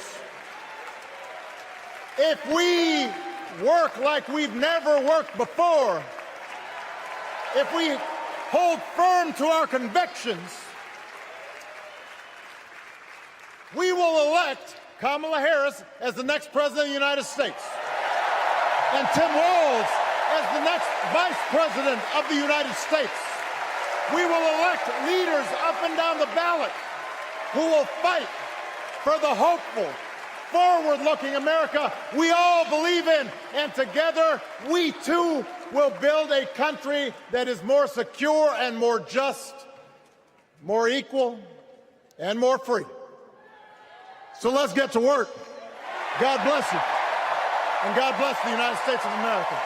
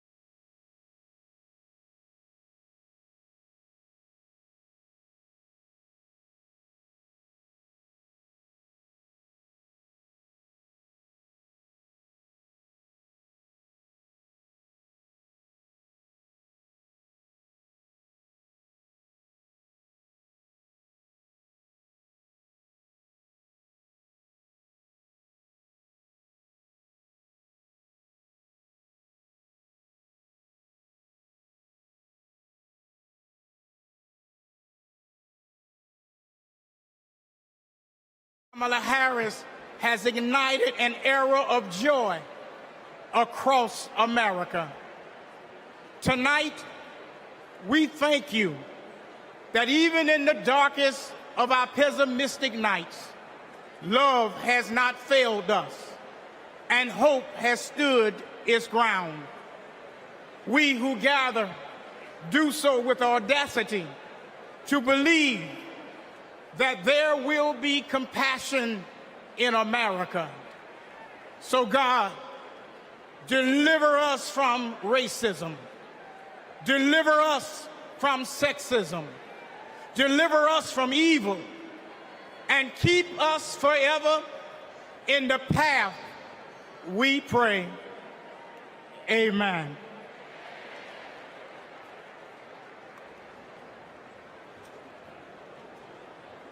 It is now time to pray to the Lord. Let us pray to the Lord. Eternal and ever-living God, source of goodness and grace, we come before you, seeking your heavenly benediction upon this democratic national convention. Grant unto the nominee for President of these United States, Vice President Kamala Harris, and her running mate, Governor Tim Walz, to pursue the highest offices in the land with love, with hope, and with faith in our nation. Grant unto the delegates to engage with their fellow citizens in a spirit of joy and duty, always seeking the best for our country. We also ask special blessings upon President Joseph Biden, First Lady Jill Biden, and their family, for he has given a lifetime of service and of sacrifice to the American people, and has stood with nobility and integrity upon the international stage to lead in the best traditions of the United States. Finally, we ask that you protect and defend the armed forces who protect and defend us, so that in peace and security we may offer to you, the one true God, the praise that is in your due. Amen.